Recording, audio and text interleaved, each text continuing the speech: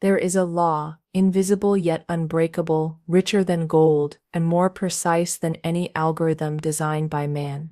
It is a law that doesn't belong to the wealthy alone, nor does it hide behind complicated strategies or impossible odds. This law listens to the words you speak and mirrors back to you the vibration you carry. I have witnessed this law move mountains of impossibility, clear pathways where there were none, and place in my hands 6 winning lottery tickets, not by chance, but by spiritual law. When I first discovered the teachings of Florence Scovel Shinn, I wasn't looking for magic. I was searching for truth, and truth, once spoken with conviction, becomes the most powerful force in the universe. I remember the very first day I listened to her words. It was as if a curtain had been lifted, revealing a hidden order to life that had always been there, patiently waiting for me to claim it. Florence said, "Your word is your wand," and I knew in that moment I had been using mine carelessly. Like most people, I had spoken of lack, of struggle,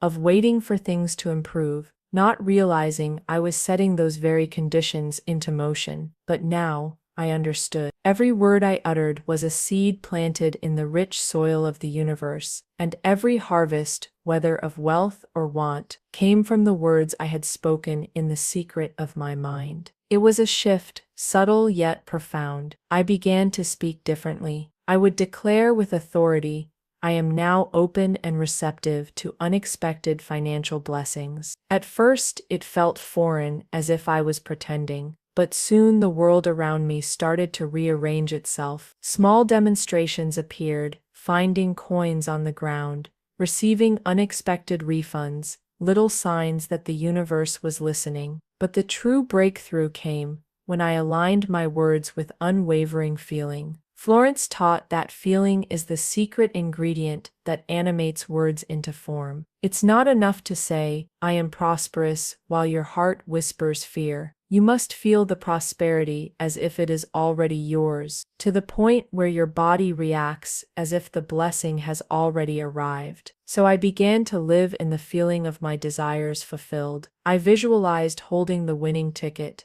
I rehearsed the joy of seeing the numbers align, and I thanked the universe in advance for the demonstration that was already mine by divine right. The first win came swiftly, almost as a wink from the universe, as if to say, "You're getting it now." And I didn't stop there. Each morning I declared new affirmations with clarity and joy, each word sent forth like an arrow, directed toward my desire, with no thought of how or when it would return. I had learned to let go of the how, because the how is none of my business. My business is to align, to speak, to feel, and to allow. People often ask me, "Isn't the lottery just luck?" But I have found that luck is simply law recognized. It is the outward reflection of inner alignment. And every time I set the law in motion through my words, it delivered with mathematical precision. When I look back, I see now that it wasn't a miracle,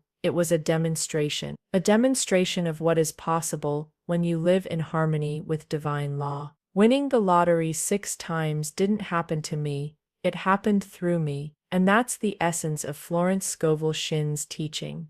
You don't chase after blessings, you magnetize them by the vibration of your words and feelings. This is not a secret reserved for the chosen few. It is an open invitation to all who dare to believe that life can be played like a beautiful game, once you understand the rules. And the first rule is simple: your word is your wand. What you speak with belief and feel with certainty must come into form, for the universe is obedient to the vibration you carry. I did not win the lottery because I was lucky. I won because I aligned myself with the truth, that what is mine by divine right cannot be kept from me. The numbers, the tickets, the timing, those were merely the visible symbols of an invisible law, faithfully doing its work. And as I continue to walk this path, every step reveals more proof that the game of life is not a gamble, but a design, and you are the architect. The more you speak with faith, the more the world around you bends to the shape of your declarations. It becomes not a question of if it will happen, but when you are ready to receive, and every day you align, Every time you speak with conviction, you are stepping closer into the dimension where manifestation is not delayed.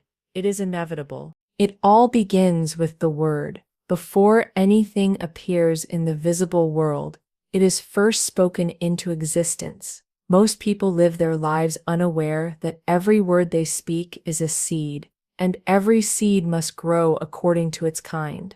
They speak of lack, of limitation, of struggle, and then wonder why their lives are filled with those very things.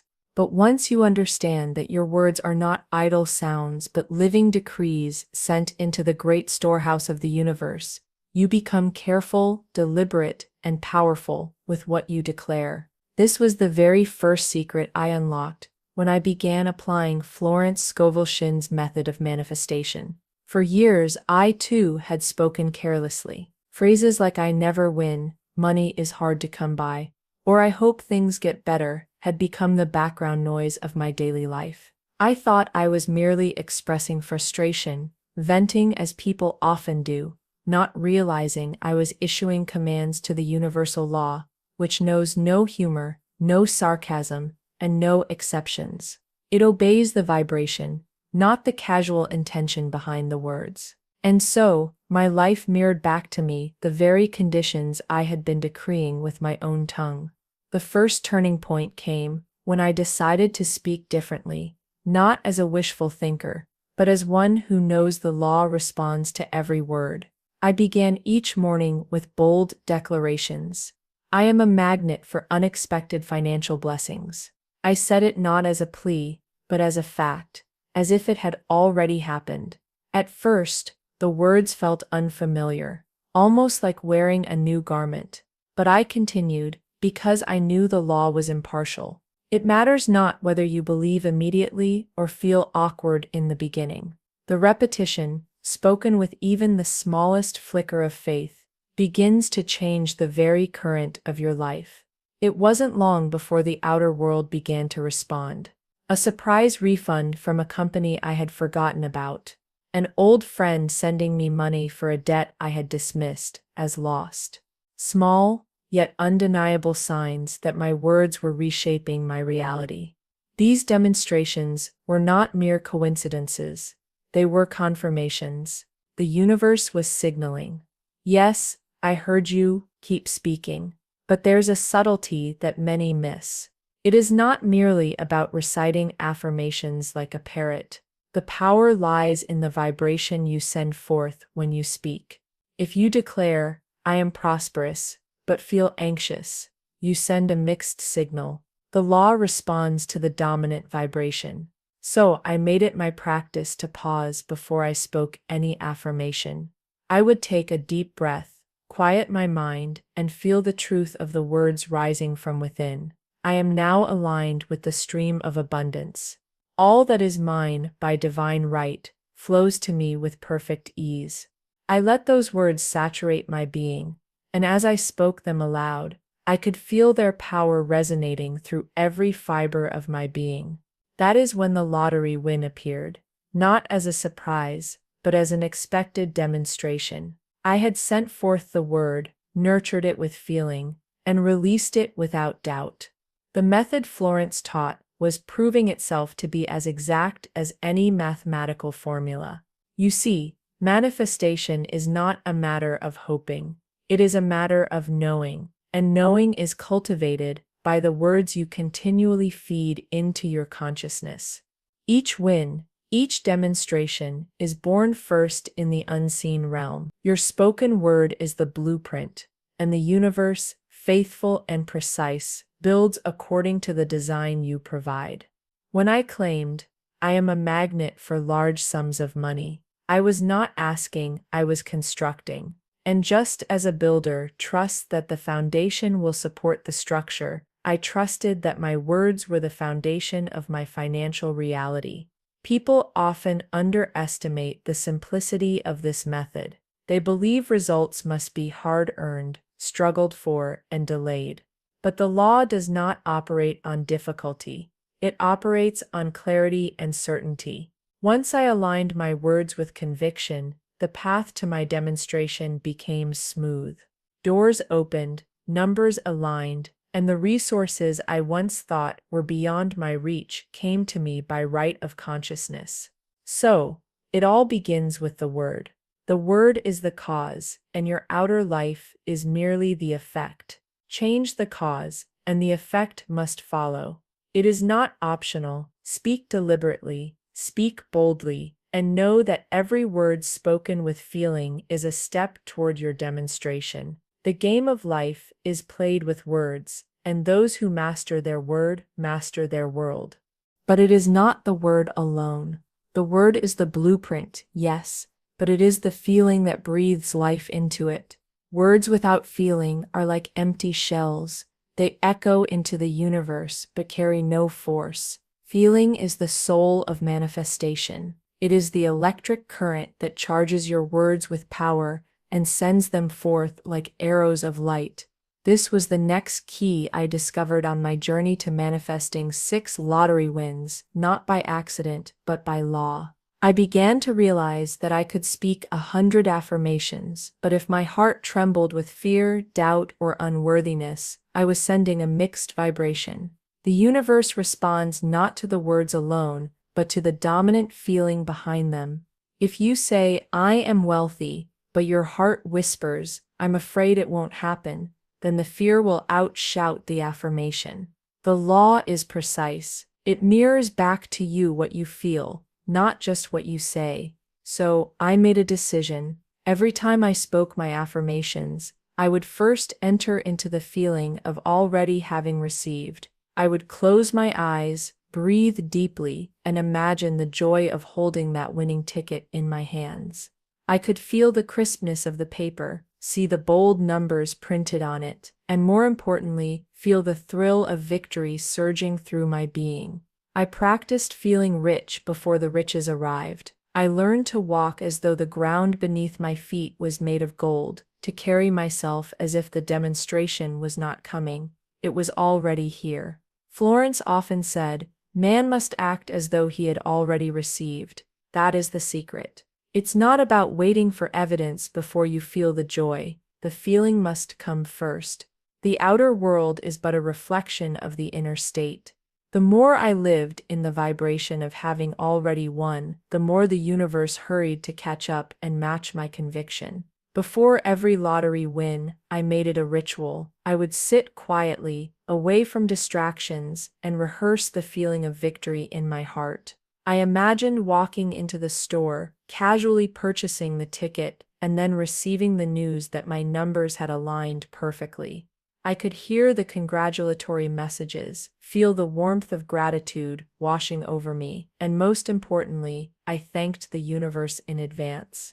Thank you, Infinite Spirit, for this perfect demonstration of financial freedom. It is mine by divine right, and nothing can keep it from me. You see, when you feel as if your desire has already been fulfilled, you shift from wishing to knowing, and knowing is the magnetic state that attracts. There is no force in hoping and longing. Hope implies distance. Knowing declares immediacy. I had to train my emotions to no longer look at the absence of the demonstration, but to live in the joyful expectancy of its presence. Every time I caught myself doubting, I would stop and declare, "I cast this burden of doubt on the Christ within, and I go free," and the results. The universe responded swiftly and precisely.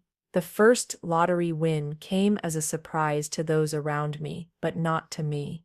I had already lived it in my mind, felt it in my heart, and released it into the invisible with absolute certainty.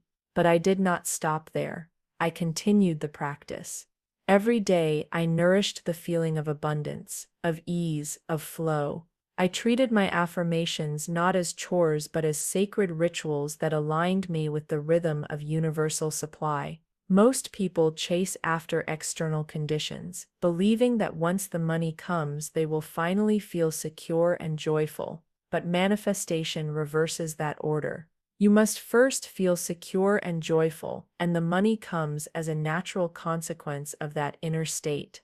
I did not wait for the bank balance to rise before I celebrated. I celebrated first, and the bank balance responded accordingly. The feeling is the secret. It is the bridge between the invisible word and the visible demonstration.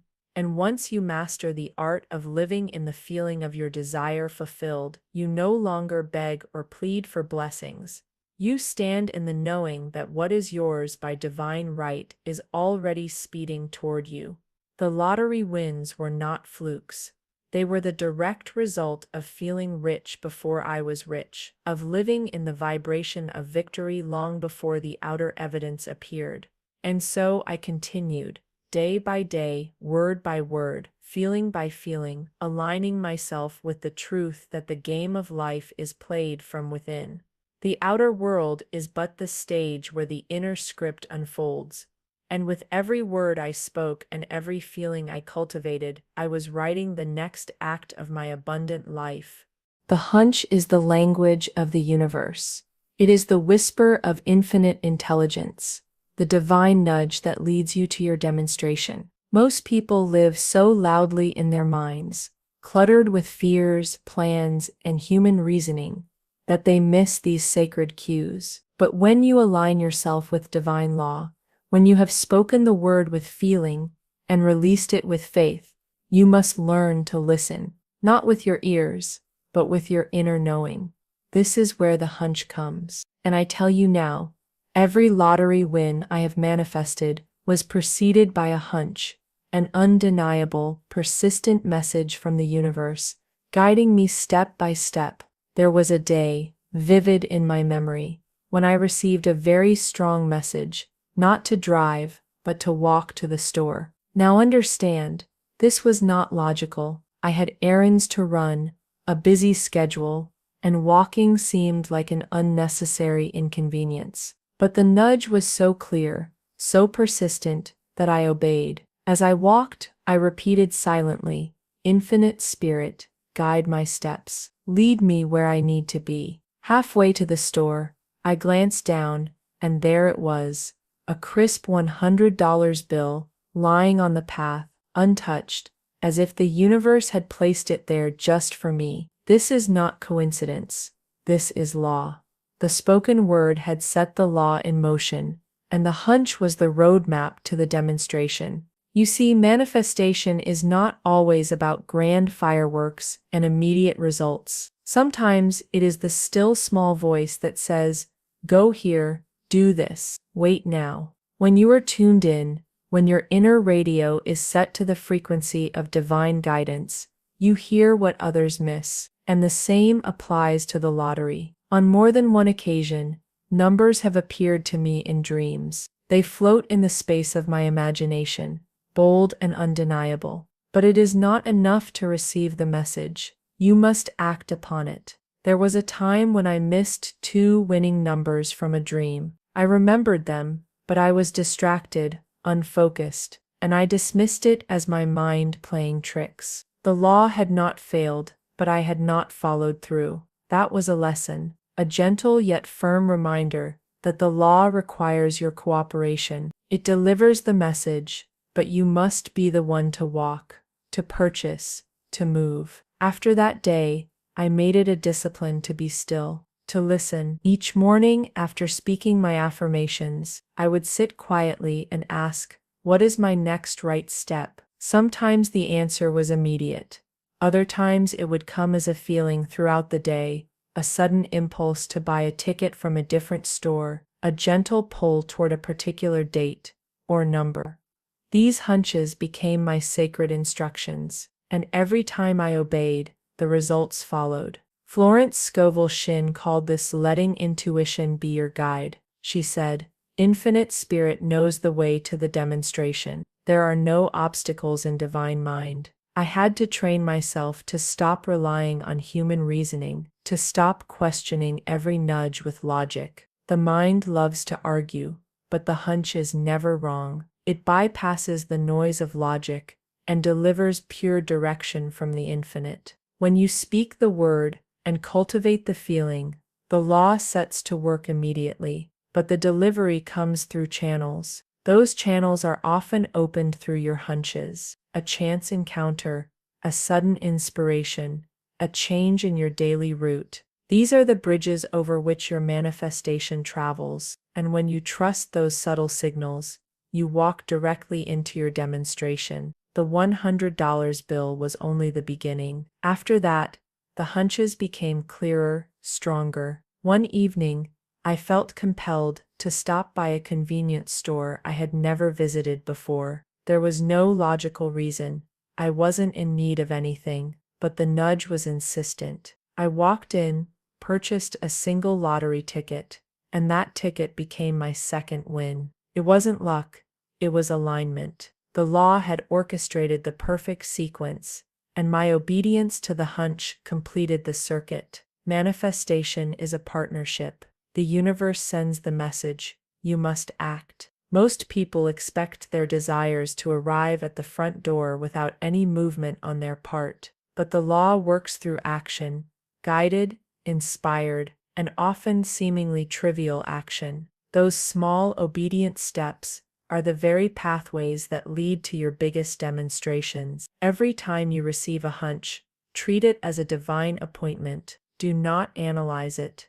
Do not doubt it. Simply obey with expectancy, for the universe knows the shortest, quickest, and most harmonious route to your demonstration. And when you align your spoken word, your feeling, and your actions, the lottery of life becomes not a gamble, but a guarantee. There was a time when I missed 2 winning numbers from a dream. The vision had come to me so clearly, as if the universe itself had painted the numbers across the canvas of my subconscious. But in the rush of the morning, in the noise of daily life, I brushed it off. I told myself, perhaps it was just a dream.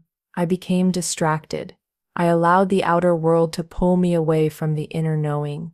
And when the winning numbers were announced, and they matched the very ones I had seen, I understood, not with regret, but with revelation, that the law is perfect. But my attention had wandered. The law never fails. Infinite Spirit is always speaking, always guiding, always ready to deliver your demonstration, but your part is to remain focused, to be tuned in, like a radio dial set precisely to the correct frequency. Distraction is the great enemy of manifestation. A distracted mind is like a lamp whose light flickers, unsteady, unreliable, dimmed.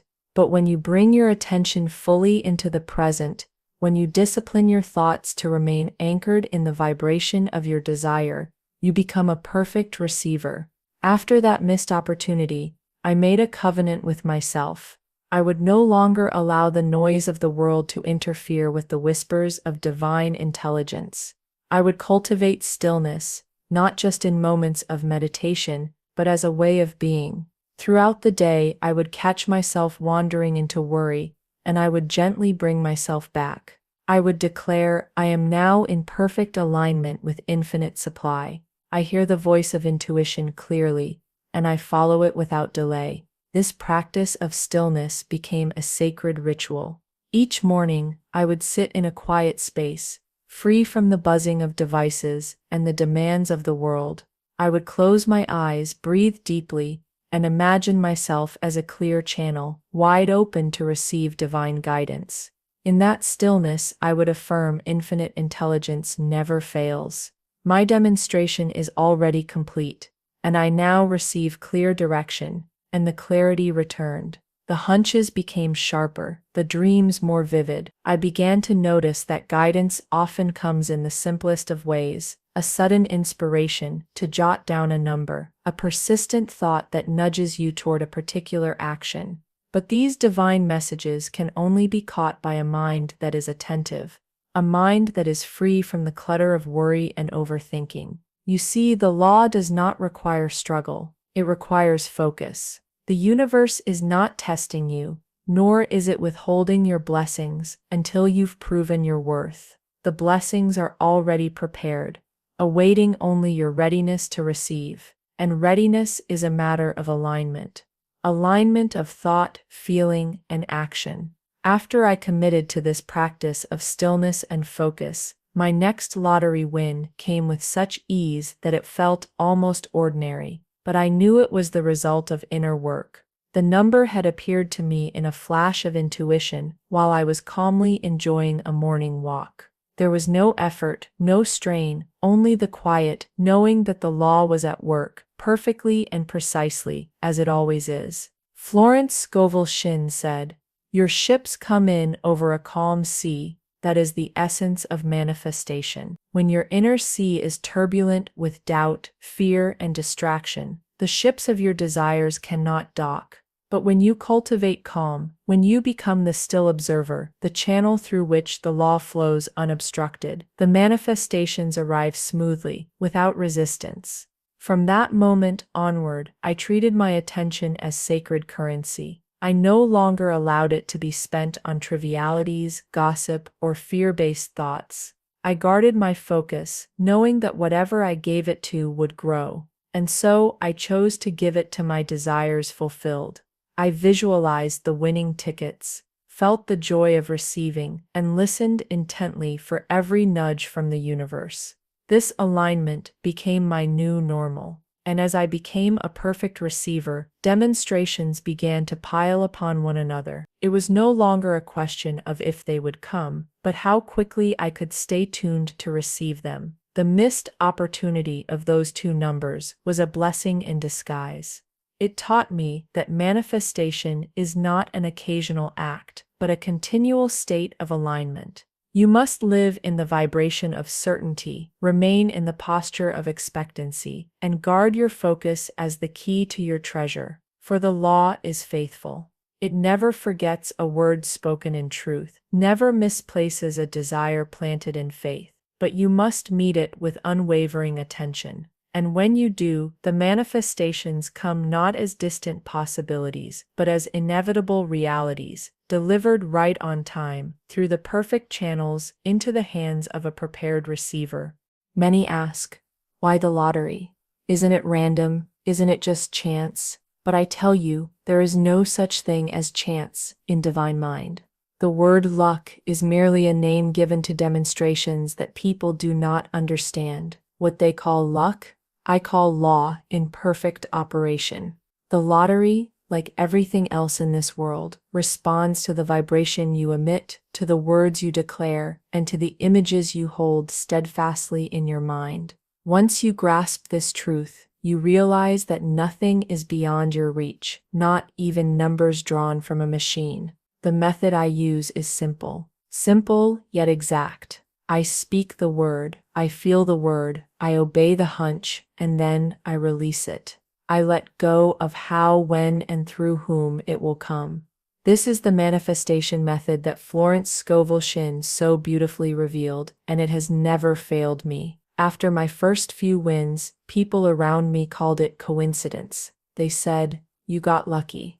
But when the wins continued, 3 in 1 month, then another and yet another, they could no longer dismiss it as mere chance. It was law in demonstration. Every day I began with my spoken word. I now receive large sums of money from unexpected sources. These were not empty words. I said them with full conviction, as if they had already manifested. But here is where most people falter. They obsess over how it will happen. They limit the infinite supply of the universe by dictating the channels through which their blessing must come. The law is not limited by human reasoning. It can bring your demonstration through 1,000 channels you cannot see. I knew the lottery was just one of those channels, a visible, tangible symbol of an invisible law. So, I would declare my affirmation, feel its truth, and then, this is crucial, I would step aside. I would not check the clock, not calculate odds, not analyze statistics. I would live my day in joyful expectancy, knowing that what was mine by divine right could not miss me. The law does not need your anxiety. It needs your faith. I remember one particular day when I felt a strong impulse to buy a lottery ticket from a store I rarely visited. There was no logical reason. The impulse was subtle yet firm. I obeyed. That ticket became my 4th win. People marveled at the luck, but I knew it was the precise outworking of a method I had learned to trust. When you speak the word with authority, feel its fulfillment with joy, obey the hunches without question, and then release it without anxiety, the demonstration becomes inevitable. After the third win, I noticed something profound. The manifestations began to accelerate. It was as if the universe had recognized my readiness and responded with greater speed. Why? Because I had reached a state of detachment. I no longer clung to the outcome. I no longer doubted whether it would come. I lived in the vibration of certainty. Florence taught, faith is expectancy. When you expect your good, it must come. But expectancy is not desperate wishing. It is a calm, joyful assurance that what is yours is on its way. The law is mathematical. It cannot fail, but it requires clarity. If you mix your declarations with fear, you delay the demonstration. If you speak abundance in the morning, but worry about lack by afternoon, you create a tug-of-war in your vibration. Once I understood this, I became vigilant with my thoughts and feelings. I no longer allowed outer appearances to dictate my inner state. I held fast to the truth that divine substance is always flowing, always seeking to manifest through the channels I prepare with my words. The lottery is not random. It is merely one of many channels through which infinite supply can pour into your life. But to receive through any channel, you must remove the blocks of doubt, fear, and limitation. You must create a clear, open passage through your alignment. Every time I spoke my affirmation, every time I imagined my desire fulfilled, I was widening that passage. And when I detached from the how, the universe had room to surprise me with its limitless creativity. It became clear to me that manifestation is not a matter of chance, but of choice. The choice to align, to believe, to act on divine guidance, and to release control over timing and methods. The more I practiced this method, the more effortless the demonstrations became.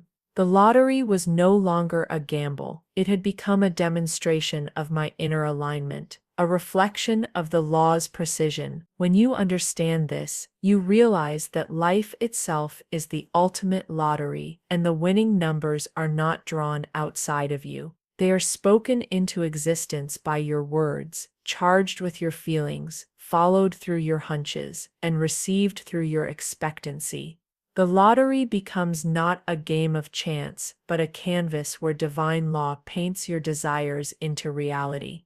The fourth, fifth, and sixth wins came almost effortlessly. By that time, it was no longer a surprise to me. I had stepped into what I now call the fourth dimension of manifestation. This is a realm beyond the visible, beyond statistics, beyond human logic. In this dimension, you no longer question if your desire will come, you know it is already yours.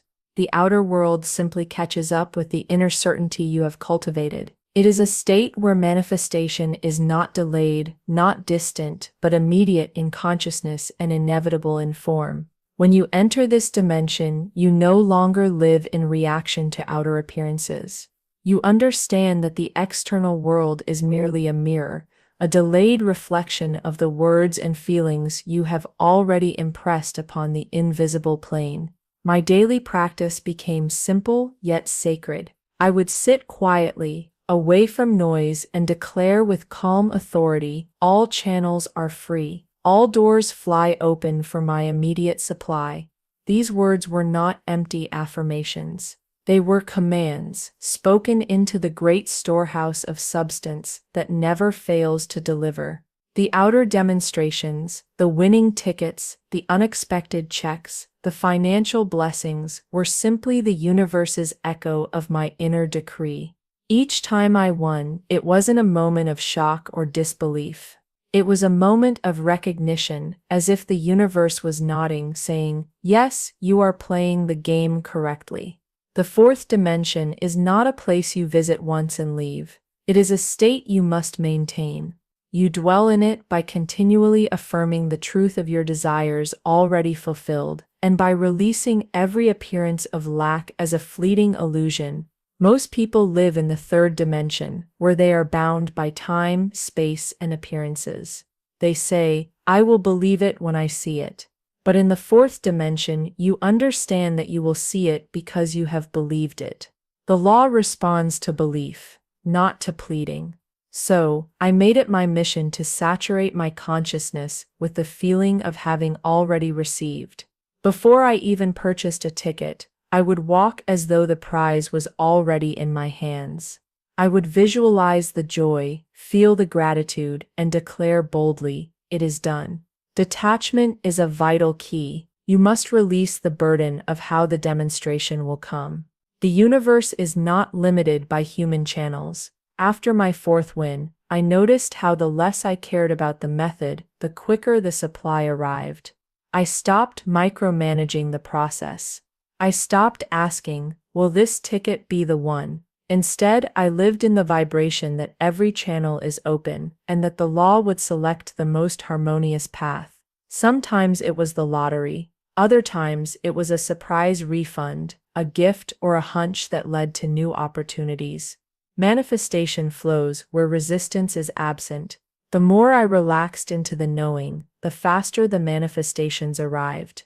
Florence said, "You must act as if you had already received." That is not just a poetic phrase, it is a spiritual instruction. When you carry yourself as one who already possesses their desire, you emit a vibration that draws the physical equivalent into your experience. The outer world cannot help but respond. Each win reinforced my understanding that I was no longer playing by the world's rules. I was playing by divine law, numbers, odds, circumstances. All of these are malleable under the hand of universal substance. The more I practiced this awareness, the more fluid and effortless the demonstrations became. It reached a point where the winnings no longer felt extraordinary, they felt natural. They were the expected result of a cause I had set in motion through my words, feelings, and alignment. In the fourth dimension, there is no waiting. Waiting implies separation. In this higher state, you realize that your desire and its fulfillment are one. They are not divided by time. They are unified by consciousness. You begin to see every event, every encounter, every hunch as part of the seamless tapestry the universe is weaving for your demonstration. And so, with every breath, with every word, I maintained my place in this dimension of effortless creation. The lottery wins became symbols, affirmations in form, reflecting the law's unwavering precision. They were not the goal, they were the evidence that the law never fails when rightly applied. When you operate from knowing, the demonstration becomes a certainty. It must come. It has no choice. The law is faithful to those who are faithful to the law, and in this state of calm expectancy, where words are spoken with authority, feelings are charged with joy, and every hunch is followed with trust, manifestation flows, not as a miracle, but as the natural order of things. If you are listening to these words now, know this. You are not here by accident. The law of attraction did not bring you here for idle entertainment. You are standing at the threshold of your own demonstration. The very fact that you are hearing my voice, resonating with this message, is proof that your manifestation is already moving toward you. You are not outside of divine law. You are not a spectator in the game of life. You are a player, a co-creator, and the moment you decide to speak your word with conviction, to feel it with certainty, and to release it into the unseen with unwavering trust, the universe will respond with mathematical precision. You do not need to wait years. You do not need to struggle, beg, or hope with desperation. The universe does not operate on struggle. It operates on vibration. The supply you seek is already prepared. The manifestation is already complete in the invisible realm. It is only awaiting your alignment. The moment you declare, "What is mine by divine right cannot be kept from me," you set the law in motion, and the law is faithful. It does not fail. It cannot fail. It is the same yesterday, today, and forever. Perhaps you have been speaking your affirmations, but you've wondered why the demonstration has delayed. I ask you now, Are you mixing your words with fear? Are you allowing outer appearances to distract you from the truth? The law mirrors your dominant vibration, not your fleeting desires. But here's the beauty of it.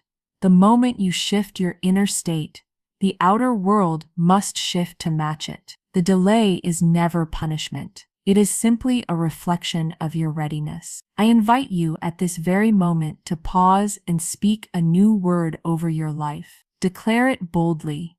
I am now aligned with the flow of infinite abundance. My demonstration is inevitable. All channels are free. All doors fly open for my immediate supply. Feel the vibration of those words as they ripple through your being. They are not mere sentences. They are creative forces, sent forth to shape the world you will soon see. Understand this truth. The universe responds with speed and clarity when you step into the knowing. You must not ask, will it happen? You must declare, it is done. I have witnessed this law deliver 6 winning lottery tickets into my hands, each a perfect demonstration of the power that lies within the spoken word. But the lottery was never the true prize. The true prize is the realization that you hold the wand of creation in your tongue, that the kingdom of heaven is not in some distant future, but within you, activated by your belief. You are not waiting on luck. You are not waiting on chance. You are only waiting on your decision to believe, to align, and to act as if your desire is already yours. The moment you make that decision, the universe begins to rearrange itself in your favor. People will call it coincidence, but you will know it as law. So I ask you now, are you ready to claim your demonstration? Are you ready to test the truth that has worked for me and countless others? Speak your word, feel it, obey the hunches, release the need to control how it comes, and watch as the invisible becomes visible in your life. I want to hear your story. If you have experienced a manifestation miracle, no matter how small or grand, I invite you to declare it below, speak it into the comments, and plant the seed of your next demonstration. There is power in testimony, for when you speak of your blessings, you multiply them.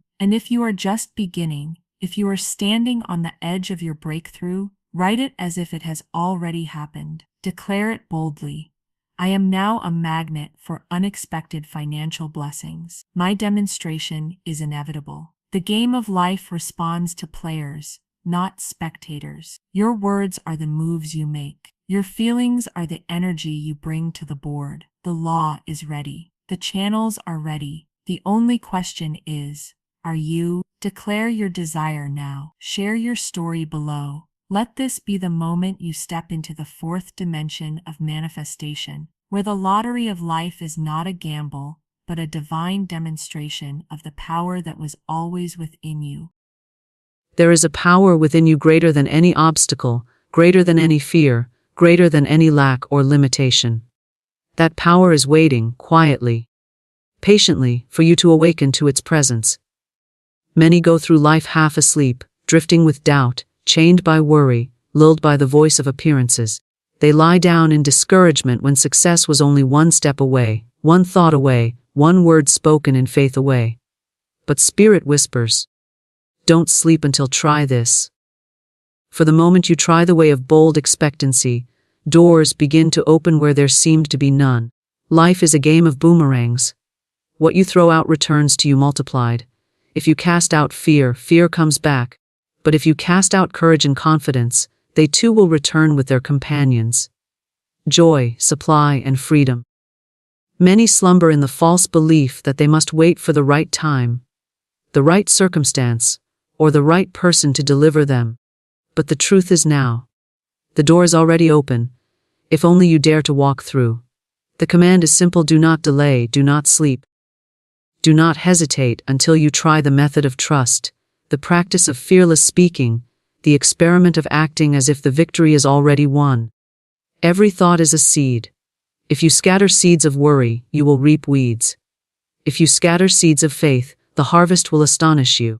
The secret lies in refusing to drift back into the slumber of doubt. One fearless affirmation, spoken with conviction, can overturn years of struggle. One act of courage can rewrite the story of your life. That is why you must not sleep. Not until you have tried this. Tried aligning your words with your highest good. Tried living as if the unseen were already seen. Tried believing that what belongs to you cannot be withheld. The world will tell you it cannot be done, that you must settle, that you must wait. But Spirit says, prove me now. Life is not waiting for you to dream idly. It is waiting for you to wake up and take possession of the good already prepared for you. When you walk boldly, unseen forces rush to your aid. When you hold fast to your word, the whole universe conspires to deliver. The invisible becomes visible the instant you refuse to be lulled back into sleep. So I say again, don't sleep until try this. Try speaking only words of power. Try walking in expectation instead of fear. Try standing tall in the face of appearances and declaring, I cannot fail, for the Spirit within me is my supply, my guide, and my victory. Try it, and you will find that the night of limitation gives way to the morning of abundance. Awaken the power within. There is no greater truth than this. Inside every human being resides an infinite source of wisdom, courage, and supply. It is not somewhere outside in the distance, waiting for you to chase it down. It is not locked in the hands of another, nor is it a prize given only to a chosen few. It is already within you. Closer than breath, nearer than thought, waiting only for recognition. Most people go through life unaware of this treasure, living half asleep, hypnotized by appearances, deceived by fear, and chained by doubt. They look outside themselves for answers and solutions, seeking endlessly in places that cannot satisfy, while the true gold lies hidden in their own consciousness. To awaken the power within means to turn your gaze inward, to acknowledge that you are not weak, not helpless, not at the mercy of chance, but aligned with the source of all creation. This awakening begins with a single act: recognition. Recognition that every word spoken, every thought entertained, every belief repeated in the quiet chambers of the mind is shaping your world. The power within you is creative, and like a silent artist it paints your experiences with the colors you provide. If you furnish it with fear, it paints scenes of lack, confusion, and delay. If you furnish it with faith, it paints beauty, abundance, and triumph. The key is to recognize that you are not separate from this power. It is not something you call down from above, nor something you must beg for. It is already yours, but it remains dormant until you awaken it with conscious use. Imagine a great musician whose hands rest idly on the piano, never playing the keys. The potential for music is there, yet without intention it remains silent. So it is with you. The melodies of health, success, and happiness lie ready to be expressed, but unless you place your fingers upon the keys of thought and word, nothing plays. To awaken the power within is to begin striking the notes deliberately, refusing the discord of doubt, insisting upon harmony and strength. You may feel resistance at first, for the habits of fear are strong and the voice of appearances speaks loudly. But persistence brings mastery, and soon the inner symphony begins to play. When you recognize that the power within you is spirit expressing itself, you cease to shrink from challenges. You begin to understand that obstacles are not walls but illusions, mirages that dissolve when met with unwavering conviction. The awakened individual knows that appearances have no final say. If lack shows itself, he calls upon abundance within. If sickness tries to fasten itself, he summons health within. If fear knocks loudly, he answers with courage within. This shift of consciousness does not come from straining or forcing, it comes from simple recognition, from remembering over and over that what is within is greater than what is without. Awakening is not a one-time event, but a daily practice of alignment. Each morning offers a fresh chance to affirm, I am strong, I am guided, I am supplied. Each situation is an opportunity to choose faith over fear, vision over blindness, joy over despair. The more you practice, the stronger the awareness grows, until it becomes second nature. You begin to carry yourself differently, walk differently, even speak differently. The light in your eyes grows brighter because you know the truth. Nothing outside has power over the awakened within. Consider the many who sleep through life, never daring to test the strength of their own words. They complain, they worry, they envy, and in so doing they unwittingly create more of the same. They never pause to recognize that every complaint is a seed of more complaint, every doubt a seed of more defeat. They sleep in the dream of limitation, while the kingdom of limitless possibility waits in their very breath. Awakening is simply shaking off this dream, refusing to be lulled any longer by appearances, and declaring with full authority, "The power within me is greater than anything before me." The moment you speak such words with conviction, something shifts. Invisible forces begin to stir. Circumstances start to realign. What once seemed impossible begins to bend toward you. This is not coincidence, it is law. The awakened power answers to recognition like a spark answers to a flame. The more you affirm it, the brighter it burns, and the brighter it burns, the less room there is for darkness. Do not wait for evidence to awaken, awakening creates the evidence. Do not wait for circumstances to change, your recognition changes them. This is the secret hidden in plain sight. You already hold the key. The treasure you seek is not buried in distant lands, nor guarded by others, but lies at the very center of your being. When you awaken to it, you discover that what you once chased after was always yours. You discover that the supply was already prepared, the answer already given, the victory already accomplished.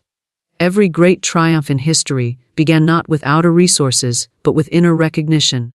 Those who changed the world were not necessarily stronger, richer, or more gifted, they were simply awake. They knew the source within and dared to trust it against all odds. They walked forward when others shrank back, because they carried an awareness that could not be shaken. So too can you, for the same power that breathed galaxies into being breathes in you this very moment. To awaken it, speak to it. Call it forth with words of authority. Say, "I am fearless, for the spirit within me is my strength."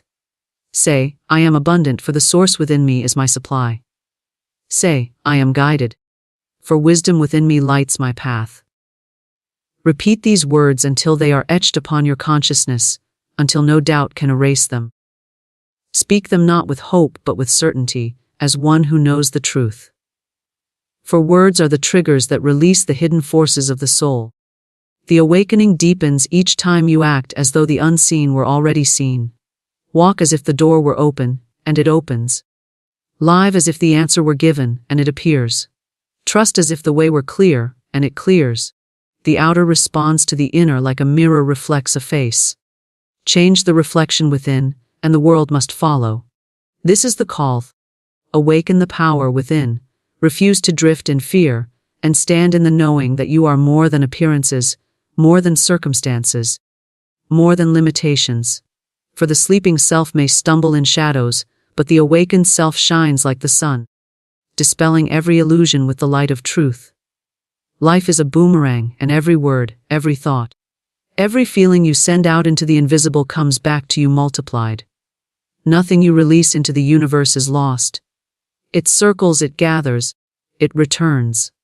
Some call it cause and effect, others call it reaping and sowing, but the image of a boomerang shows it perfectly. What leaves your hand is destined to come back, carrying with it more of its kind. If you cast out anger, anger returns to you in multiplied forms.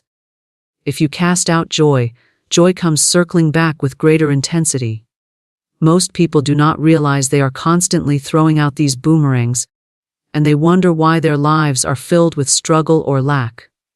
They believe life happens to them by chance, forgetting that every thought entertained and every word spoken has already been set in flight, already shaping its inevitable return. The mind is a fertile field, and the boomerangs you throw are the seeds you plant. Each thought is a seed that must bear fruit, each feeling a vibration that must return in kind. The universe is unfailing in its accuracy, exact in its response, incapable of error. You may forget the words you spoke in anger, or the complaint you muttered in despair, but the law has not forgotten. The boomerang has already been cast, and it is on its way back to you, carrying with it the same vibration that sent it forth. This is why awakening to this principle is so vital. you cannot afford to throw out carelessly. You cannot afford to indulge in idle words, resentful thoughts, or fearful expectations, for they are not idle at all. They are living forces moving in circles, destined to touch your life again. When you realize this, you begin to take greater care with what you release. You begin to understand that every affirmation of strength brings back strength. Every act of generosity returns as supply. Every declaration of faith comes back as manifestation. Life is not random, and nothing in it is wasted. Everything comes home to the one who sent it out. When you send forth kindness, kindness hunts you down. When you send forth beauty, beauty seeks you out. The circle may take time, but it is sure. Some complain that they have tried and tried, yet their good has not returned. They fail to see that their boomerangs of doubt and fear cancel the good they have sent. They speak words of faith in one breath and words of despair in the next, setting conflicting circles in motion. The law returns them both, and the individual wonders why the path is filled with mixed results. The solution is consistency. To speak only one language, the language of faith, the language of power, the language of abundance, and to refuse the other. The consistent thrower of good cannot fail to receive good in return, for the law itself ensures it. This principle works invisibly but surely like gravity. No one doubts that what goes up must come down, and no one should doubt that what goes out must come back. The world is filled with individuals living in the harvest of their own boomerangs, many unconscious of the fact that they themselves sent them out. They blame circumstances, people, and fate, never pausing to ask what seeds they planted, what words they spoke, what attitudes they held. Yet once you know the law, you hold the key. You no longer stumble blindly, but deliberately release only what you desire to see again. This truth gives you power over your environment. If you lack, send out generosity, even if small. If you are lonely, send out love in thought and deed. If you are fearful, send out courage, affirm it, declare it, embody it. Soon the circles will return, and with them will come the harvest. Do not watch impatiently for the boomerang to reappear, for impatience itself sends out another vibration that circles back as delay. Trust the law to work and continue casting forth good, knowing the return is certain. Consider the power of the spoken word. Words are not mere sounds, they are forces, living boomerangs that go out to accomplish their purpose and then come home. When you say, "I am strong," that strength begins circling back. When you say, "I can't," that failure begins circling too. The universe does not argue with you, it simply reflects.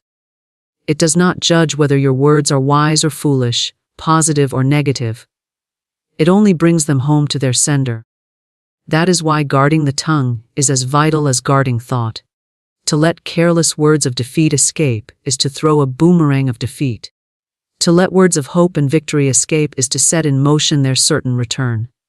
Every act, too, is a boomerang. The gift you give, even if unnoticed by others, is circling back to you with multiplied supply. The act of forgiveness you extend, though unseen, is circling back to you with freedom. The resentment you hold, though hidden, is circling back as bondage.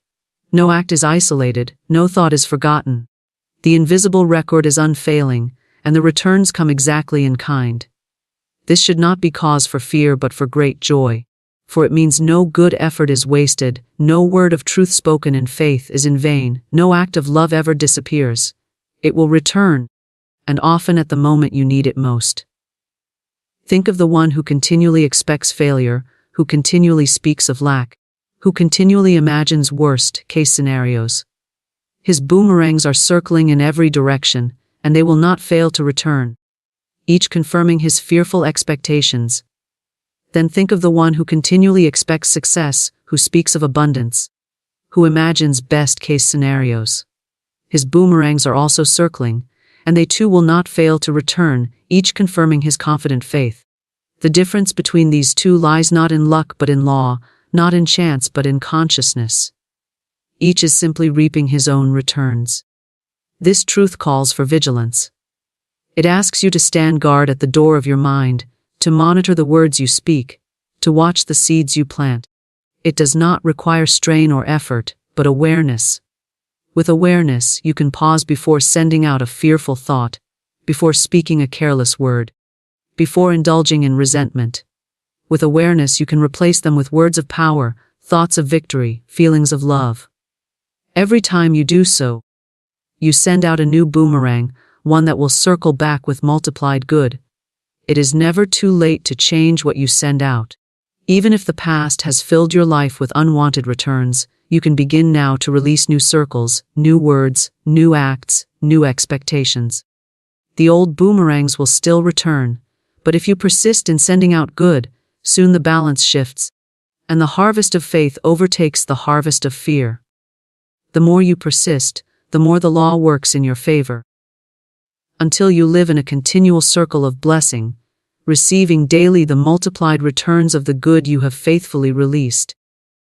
The secret is in the word, for the word spoken with conviction is the bridge between the unseen and the seen, the invisible and the visible, the potential and the manifestation.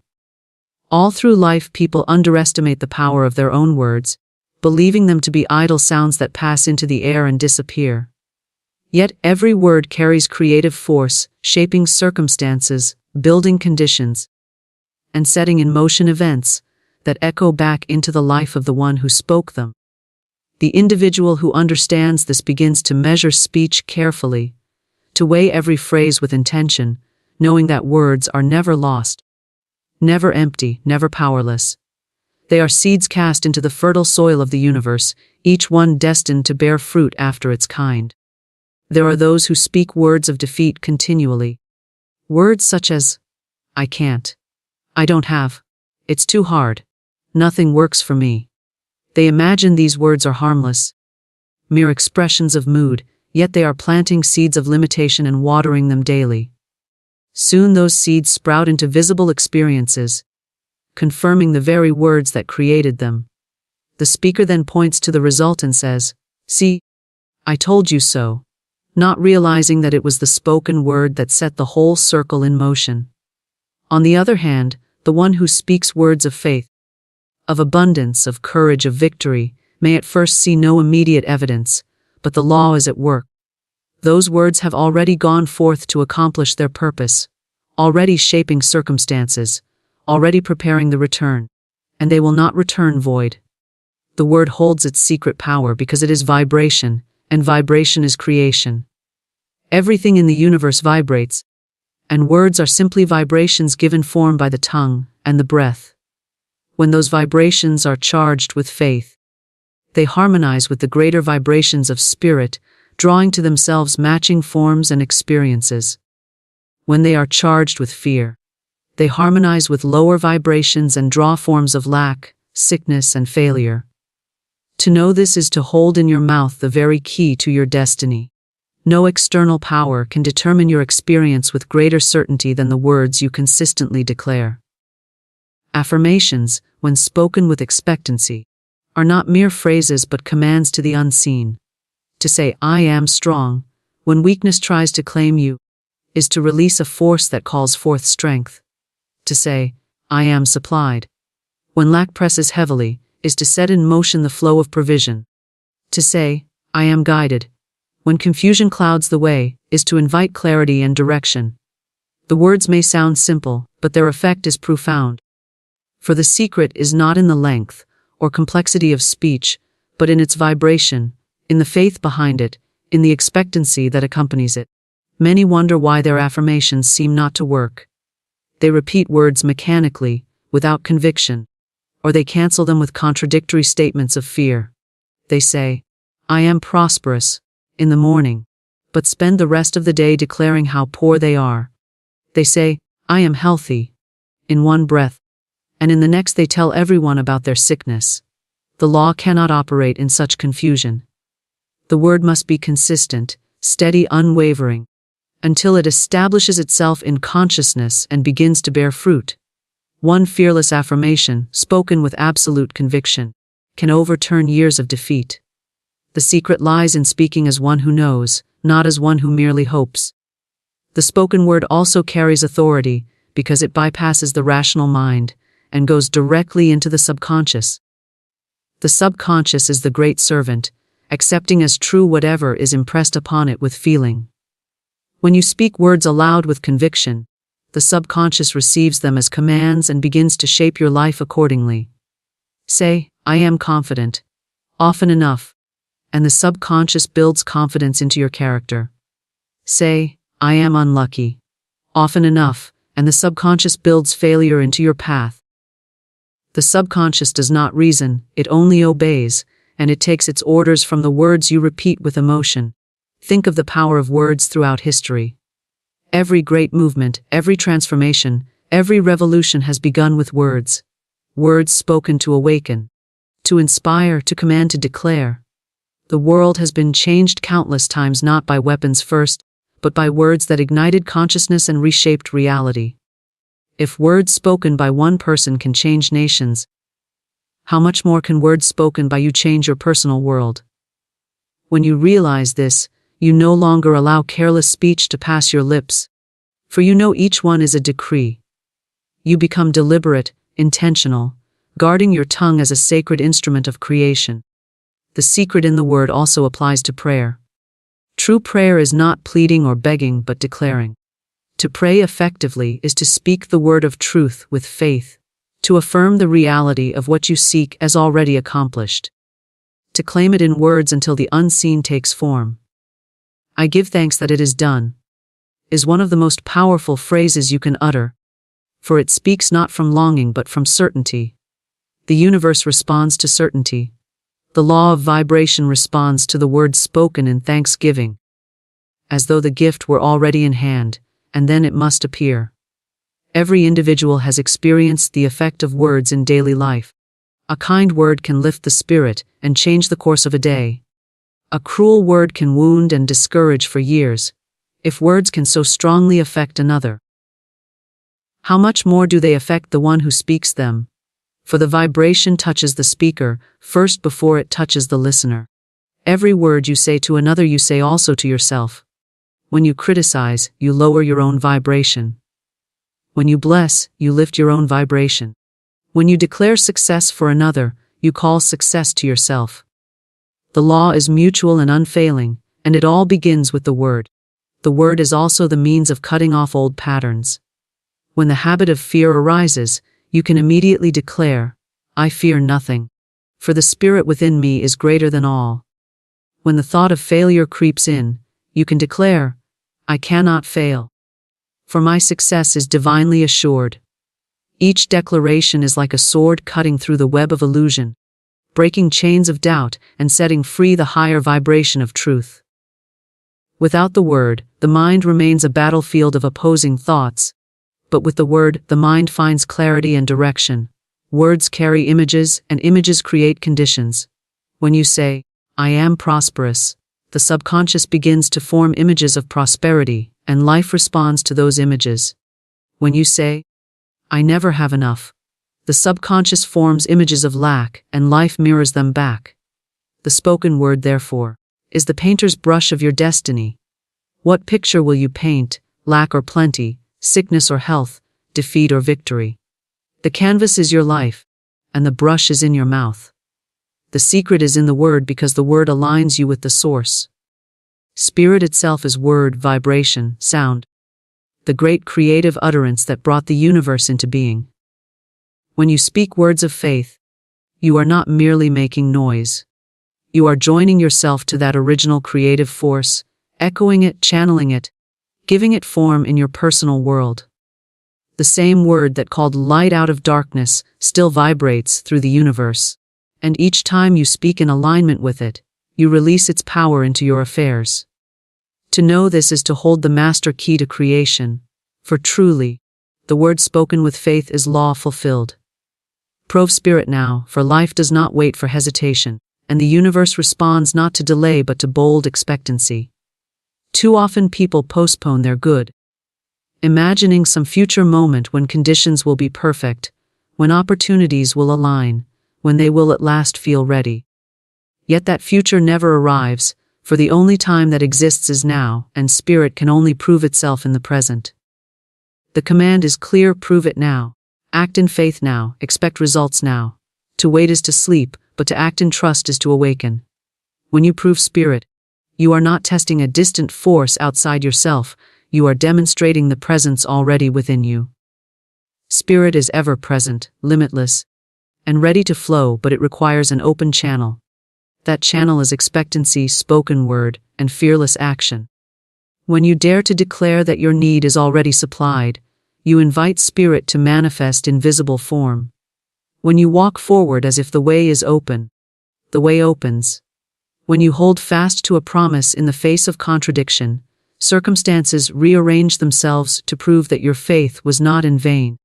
The law does not answer to timidity, but it leaps to respond to unwavering conviction. Many say they believe, but their actions betray their doubt. They speak of trust, yet they prepare for failure. They affirm abundance, yet they hoard in fear. They declare health, yet they continually discuss their sickness. This double-mindedness prevents demonstration. For spirit can only prove itself in the atmosphere of certainty. To prove spirit now is to act as though the unseen were already visible. To carry yourself as one who knows the outcome is assured. To refuse any word or action that contradicts the truth you are standing upon. Consider the image of a seed planted in the ground. The gardener does not dig it up each day to see if it is growing. He waters it, he tends it. He expects the harvest. That expectation is proof of his faith, and the earth responds accordingly. So it is with spirit.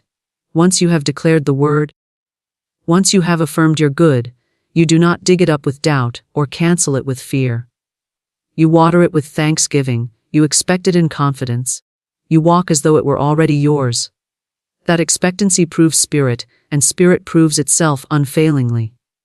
Delay is the great thief of demonstration. The mind says, tomorrow I will believe more strongly. Tomorrow I will affirm with greater power. Tomorrow I will step out in faith. But tomorrow never comes, for tomorrow is always a day away. The truth is that the only place of power is the present moment, and the only time to prove spirit is now. When you declare boldly in the face of present circumstances, you release a force that cannot be delayed. The demonstration may not appear instantly in visible form, but the law begins moving at once. Invisible channels open, unseen forces align, and soon the evidence appears. But nothing moves until you prove it now. Proving spirit requires boldness. You must dare to declare what the senses deny. You must dare to affirm prosperity while appearances shout lack.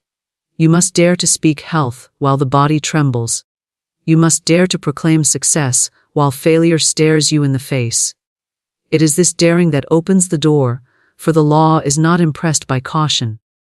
Spirit flows most freely through the one who dares, the one who claims his good without hesitation, the one who speaks as if it were already accomplished. Every promise of spirit carries within it the demand, prove me now. It is not a suggestion, but a challenge. The universe asks, will you trust what you cannot see? Will you act upon what you believe rather than upon what you fear? Will you walk in the light of truth rather than the shadow of appearances? When you answer yes, you put the law to work, and it never fails. The moment you act in expectancy, the wheels of demonstration begin to turn. Proving spirit is not about strain or force. It is not about trying harder or begging more fervently. It is about standing still in the certainty that what you have spoken is true, and then acting as though it is. It is quiet confidence, not anxious effort. It is calm expectation, not frantic worry. It is the assurance that what is yours cannot be withheld, and therefore you need not chase it or grasp at it. You simply prove it by declaring it and moving forward, as though it were already accomplished. The one who proves spirit now lives differently from the one who postpones. He does not wait for conditions to change before he believes. He believes, and the conditions change. He does not wait for the evidence before he acts. He acts, and the evidence appears. He does not wait for doors to open before he walks. He walks, and the doors swing wide. The difference lies not in chance or fortune, but in the willingness to prove spirit, now rather than later. Fear will always whisper reasons to delay. It will say, wait until you are stronger, until you are richer, until you are more prepared. But spirit does not require preparation of the outer kind. Spirit requires only readiness of the inner kind, and that readiness is faith. To prove spirit now is to silence the whisper of fear with the shout of truth, to declare, I am ready now. For spirit within me is already complete. The outer can never be perfect before the inner is proven, for the outer is only a reflection of the inner. Think of all the demonstrations that never come because people postpone their good. They wait for a more convenient time, not realizing that every delay closes the channel through which spirit flows. The moment of power is always now, and each time you hesitate, you forfeit an opportunity to see spirit at work. But the moment you dare to prove it, even in a small way, the law responds. Every small demonstration builds confidence for greater ones, until you live in continual expectation of spirit's proving. To prove spirit now is also to speak the word of thanksgiving before the manifestation appears. Gratitude is proof of faith, for it declares that the gift is already received, already secured, already present in the unseen. When you give thanks in advance, you prove that you believe the law is at work, and this proof accelerates the return. The more you live in thanksgiving, the faster the evidence appears, for spirit delights to prove itself where it is trusted. The world may scoff at such faith, calling it foolish or unrealistic. But spirit proves itself not to the doubters but to the doers. Those who wait for appearances to change, before they believe remain trapped in appearances. Those who prove spirit now rise above appearances and draw forth new ones. The proof is always in the demonstration, and the demonstration always follows the fearless word spoken in the present moment. The law never asks, will you prove me tomorrow? It always asks, will you prove me now? The answer must be now, for the eternal power is present now, the supply is present now, the health is present now, the guidance is present now, nothing is withheld except by hesitation. The instant you dare to prove it, the instant you dare to act as though it were already done, that is the instant the law begins to work on your behalf. Victory is already prepared.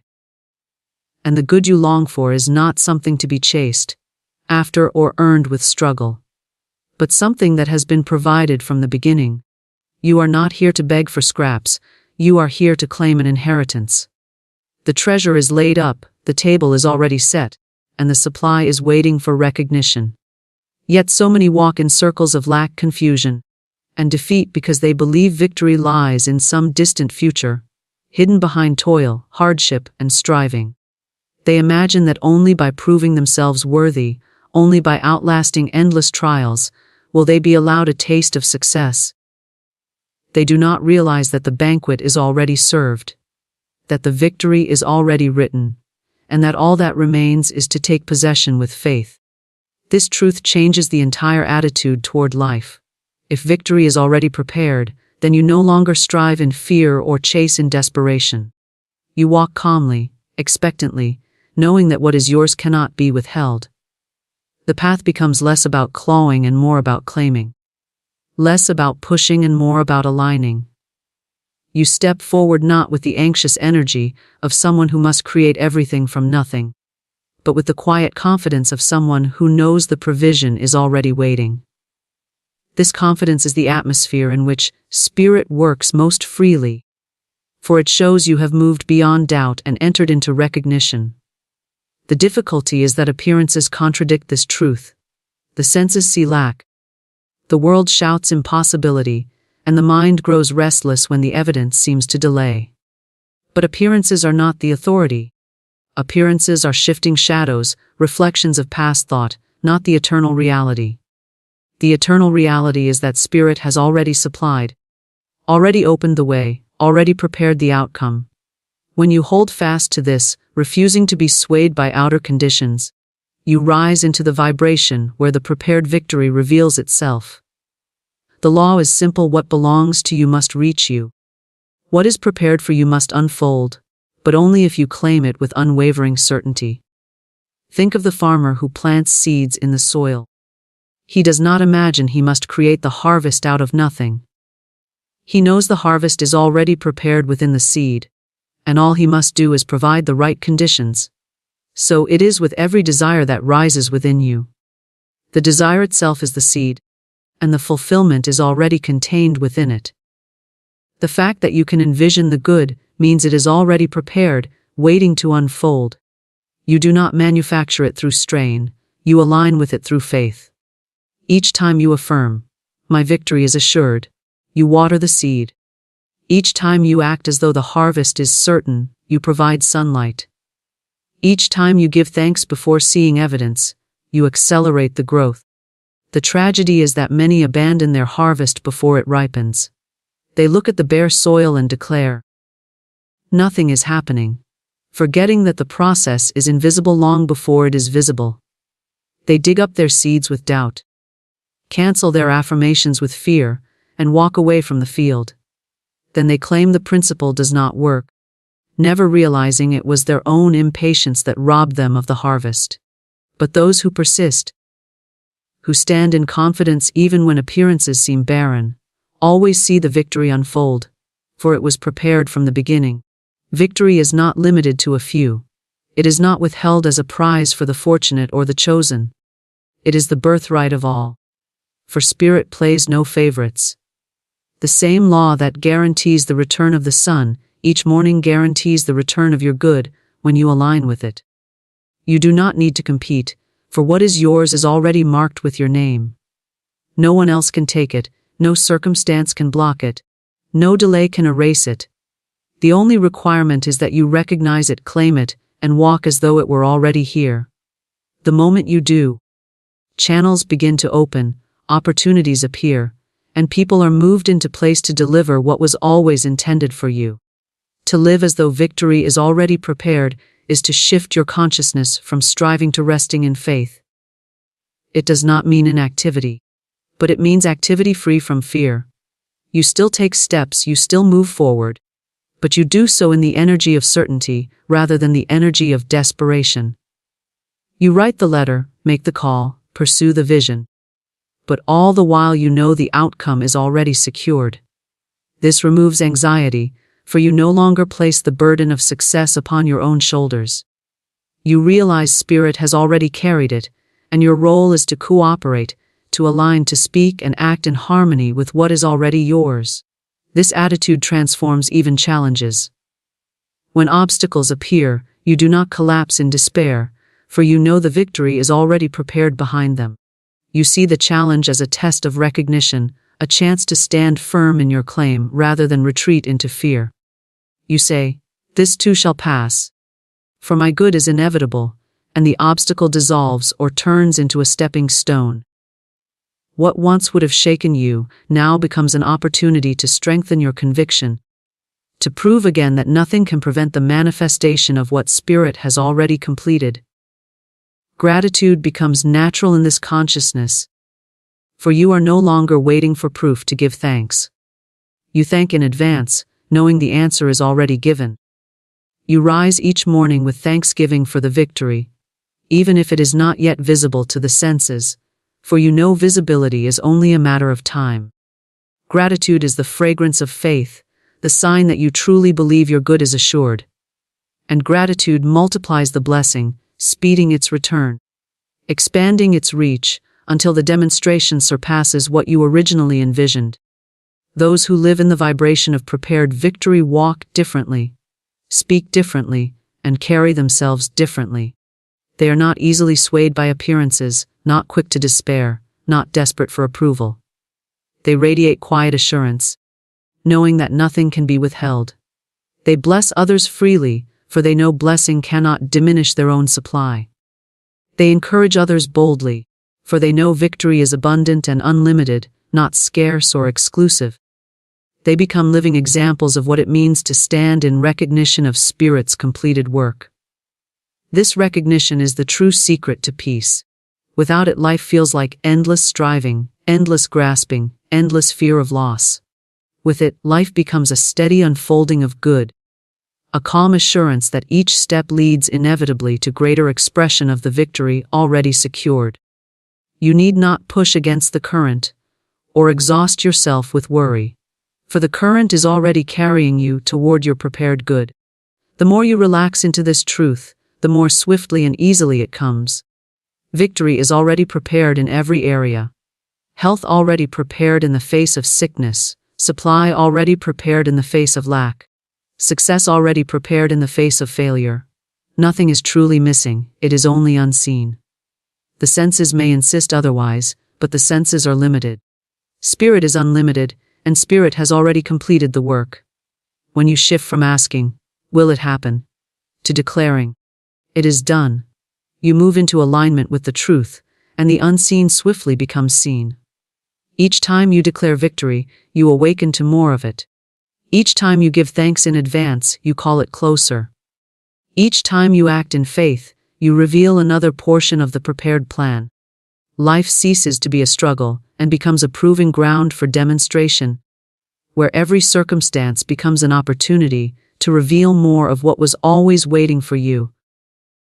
The promise is not that you will one day achieve victory after endless striving, but that victory has already been written into the fabric of your being. And your role is to recognize it, claim it, and walk forward in the certainty that it cannot be denied.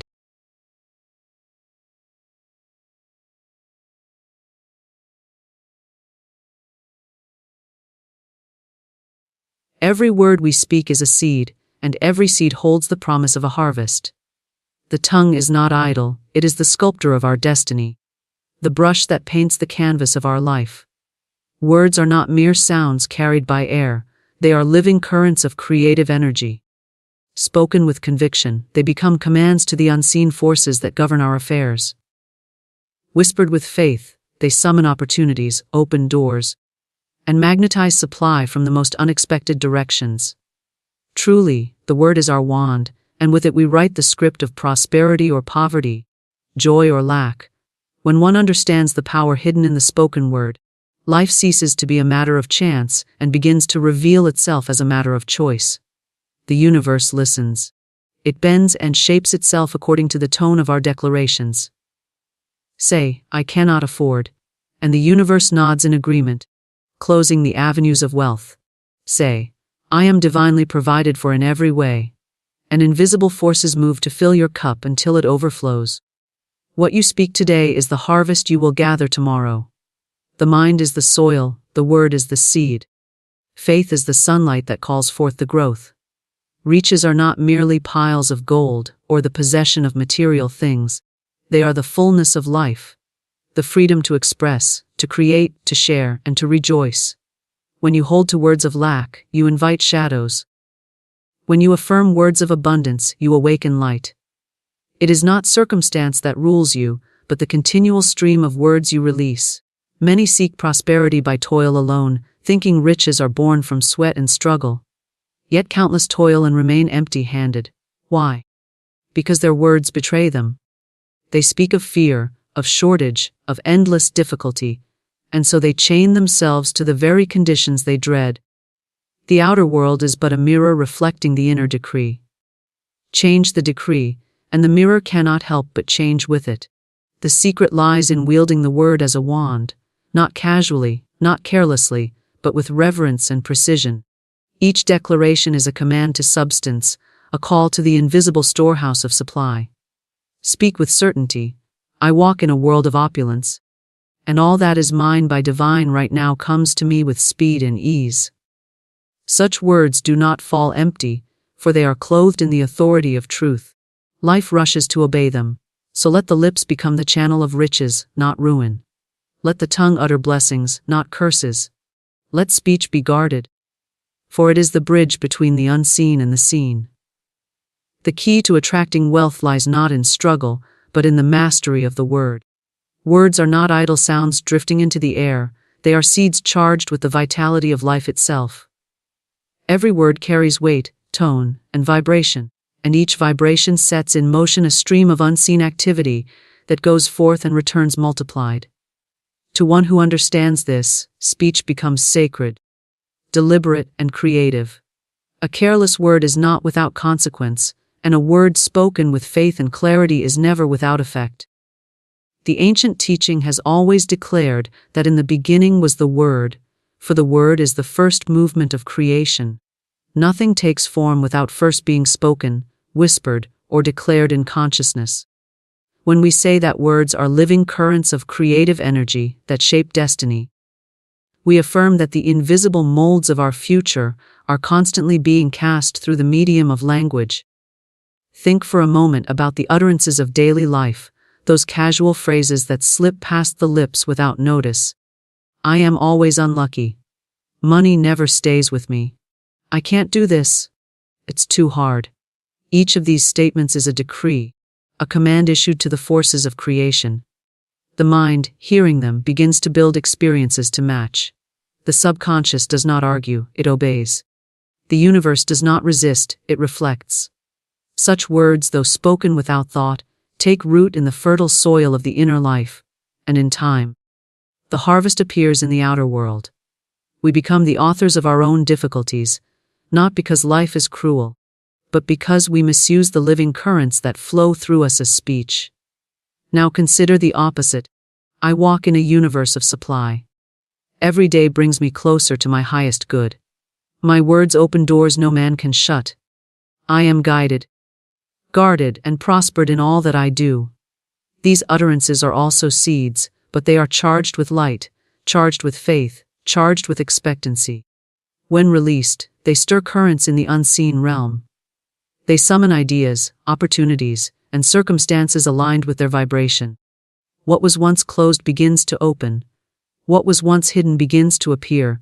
What was once delayed begins to move swiftly toward fulfillment. Words set these movements into action, and words sustain them until manifestation is complete. Destiny is not a fixed stone path laid down long before birth. Destiny is a garden, and we are planting it every hour. If weeds appear, it is because seeds of doubt, fear, or complaint were allowed to fall upon the ground. If blossoms of wealth and joy arise, it is because words of faith, courage, and expectancy were sown.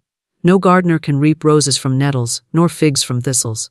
Likewise, no one can reap abundance from a language of poverty, or joy from a tongue that continually speaks of sorrow. Every word is a seed, and every seed contains within it a harvest of its own kind. Consider how even the simplest utterance can alter the course of events. A word of encouragement spoken to oneself in a moment of doubt can rekindle strength and allow success where failure seemed certain. A declaration of health repeated daily can shift the body's response, awakening dormant vitality and summoning the forces of healing. A spoken blessing over one's work can draw opportunities that seemed far beyond reach.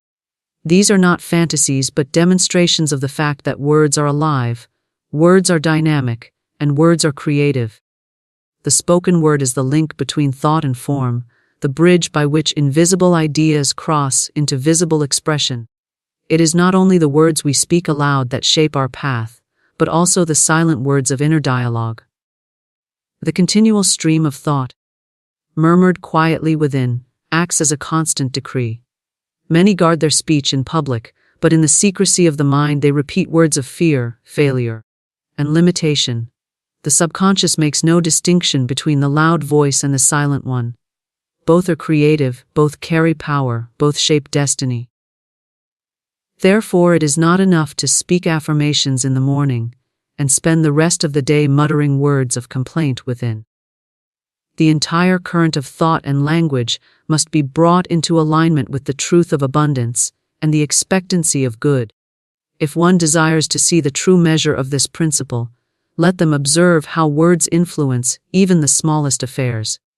A person who constantly declares that time is short finds themselves always hurried, always pressed, always without enough hours. Another who affirms that time serves them well discovers that tasks fit smoothly, opportunities arrive on schedule, and delays are transformed into blessings. The difference is not in the clock but in the decree. Words shape the experience of time as surely as they shape the flow of wealth, health, or opportunity. There is a subtle power in words because they do not stop at the ears. Words penetrate.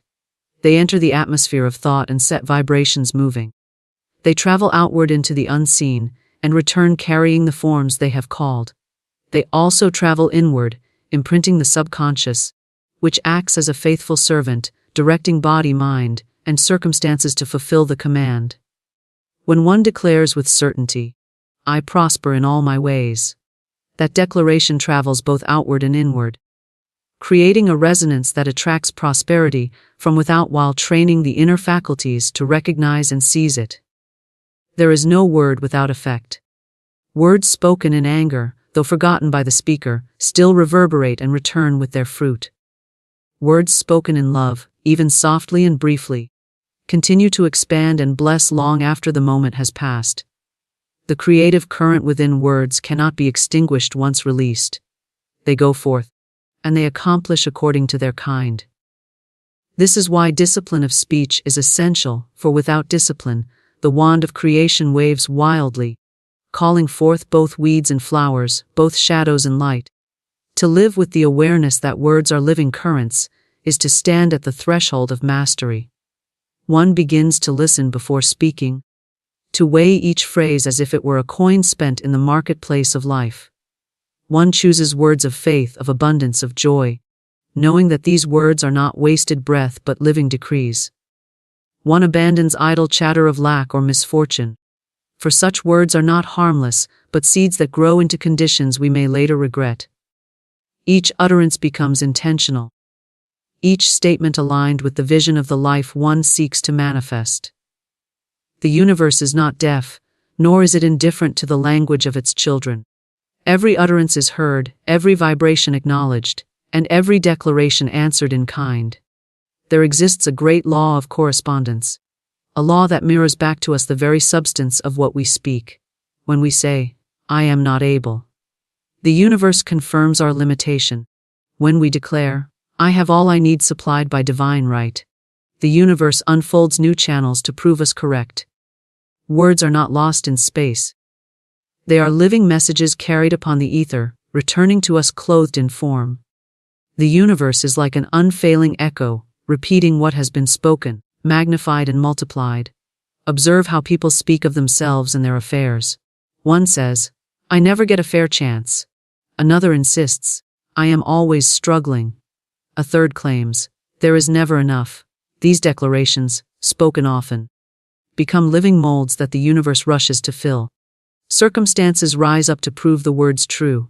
Doors remain closed, opportunities slip away, and lack continues to haunt the path. It is not that life has chosen them for misfortune, but that their words have chosen misfortune for them. The universe is obedient, impartial, and exacting. It does not discriminate between positive and negative, between wealth and want. It only reflects. It only gives back what is spoken with the weight of belief. Now listen to the one who speaks differently. "Everything I need flows to me in perfect timing. All that belongs to me by divine right is making its way into my hands. I am favored, blessed, and prospered in all that I do." These are not idle words, but powerful decrees. The universe bends in their direction, opening doors that were closed, bringing allies into place, making crooked paths straight. Opportunities that seemed distant suddenly appear, and resources that seemed impossible to secure come forth with ease. What is the difference? It is not talent alone, nor circumstance, but the vibration of words. One tongue sows lack, and lack appears. Another tongue sows abundance, and abundance flows. The universe listens not only to what is said once, but to what is repeated, sustained, and charged with emotion. A single declaration of good may begin the movement, but continual declarations build momentum. Just as water wears away stone through persistence, so do spoken affirmations carve channels in the unseen, creating wide rivers of supply that can no longer be hindered. The universe responds to the steady music of words, aligning events, people, and opportunities to the tune that is sung. If the song is one of scarcity, scarcity becomes the reality. If the song is one of plenty, plenty becomes inevitable. There is a subtle truth in how the universe hears us. It does not attend merely to the words spoken with lips, but to the tone of belief that underlies them. To say, "I am rich," while secretly doubting, produces little, for the echo returned carries the vibration of doubt.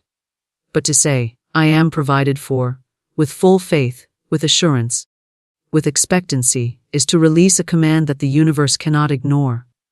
The words become clothed with power. They are no longer empty phrases but carriers of conviction, and conviction is the signal that moves the unseen into action. Consider the farmer casting seed upon the ground. He does not cast once and abandon the field, nor does he doubt the soil's capacity to yield. He casts daily, he waters faithfully, and he knows that in time the earth must return what has been planted. So it is with words. They are the seeds of destiny, and the universe is the soil that can never refuse them. If one plants weeds, weeds grow. If one plants wheat, wheat grows. The soil makes no judgment, it simply obeys. And so does the universe. It does not argue with us, it does not resist us, it does not deny us. It agrees with our speech, and it gives us the harvest of our declarations. Every complaint is a prayer, every statement of fear a request, every utterance a form of agreement with the forces of creation. To say, I cannot find work, is to command that opportunities remain hidden. To declare, I am always unlucky, is to instruct life to arrange itself according to misfortune. And yet, the power lies ever in the speaker's hands. Change the words, and the response of the universe must also change. Say instead, I walk into the perfect work prepared for me, and soon the current shifts. Say, I am guided into favorable conditions, and conditions rearrange themselves to obey. It is impossible to separate speech from destiny, for destiny is written on the current of words. The tongue holds the power of life and death, not in a metaphorical sense, but in a literal law of creation. Words are seeds, words are commands, words are decrees. They travel into the unseen, find their kind, and return to the one who sent them. The universe listens with precision, and what it hears it delivers. Those who have trained themselves to guard speech become masters of circumstance.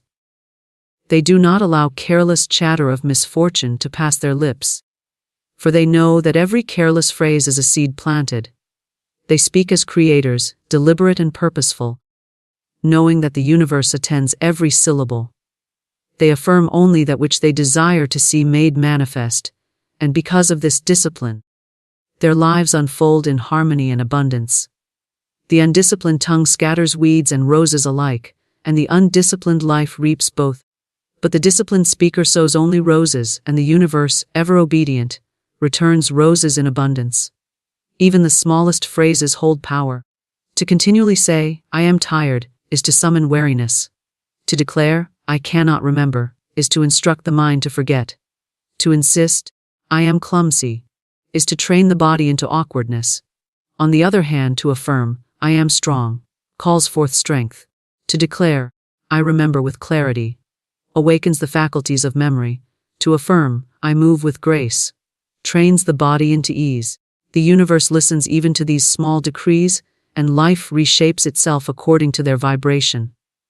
The law is impartial, exact, and unchanging. It is not affected by who speaks, but by what is spoken. The wealthy and the poor, the strong and the weak, the favored and the forgotten, all alike are subject to the response of the universe to their words. No one is exempt, and no one is excluded. It is a law that governs alike the king and the beggar, the sage and the fool. Words go forth, and the universe echoes them back in form. Many believe that prosperity is the result of endless toil, of laboring day and night, of pushing against circumstances until doors finally break open. They imagine that riches are wrestled from life by sheer force, that the sweat of the brow alone is the price of abundance. Yet how often do we see those who work without ceasing, who strive with all their might, yet remain in want? Their days are filled with effort, yet their hands return empty. The missing key is not effort, but the words that proceed from their mouths. For words of lack, spoken in the midst of work, poison the harvest before it can ripen. Words of fear undo the very labor the hands have built. It is not toil that creates prosperity. It is the language of abundance carried on the breath of faith. A farmer may till the soil from dawn to dusk, but if he sows only weeds, he cannot expect a crop of wheat. Likewise, one may labor with great diligence, but if the tongue is continually uttering phrases of defeat and shortage, the result will reflect the words, not the effort.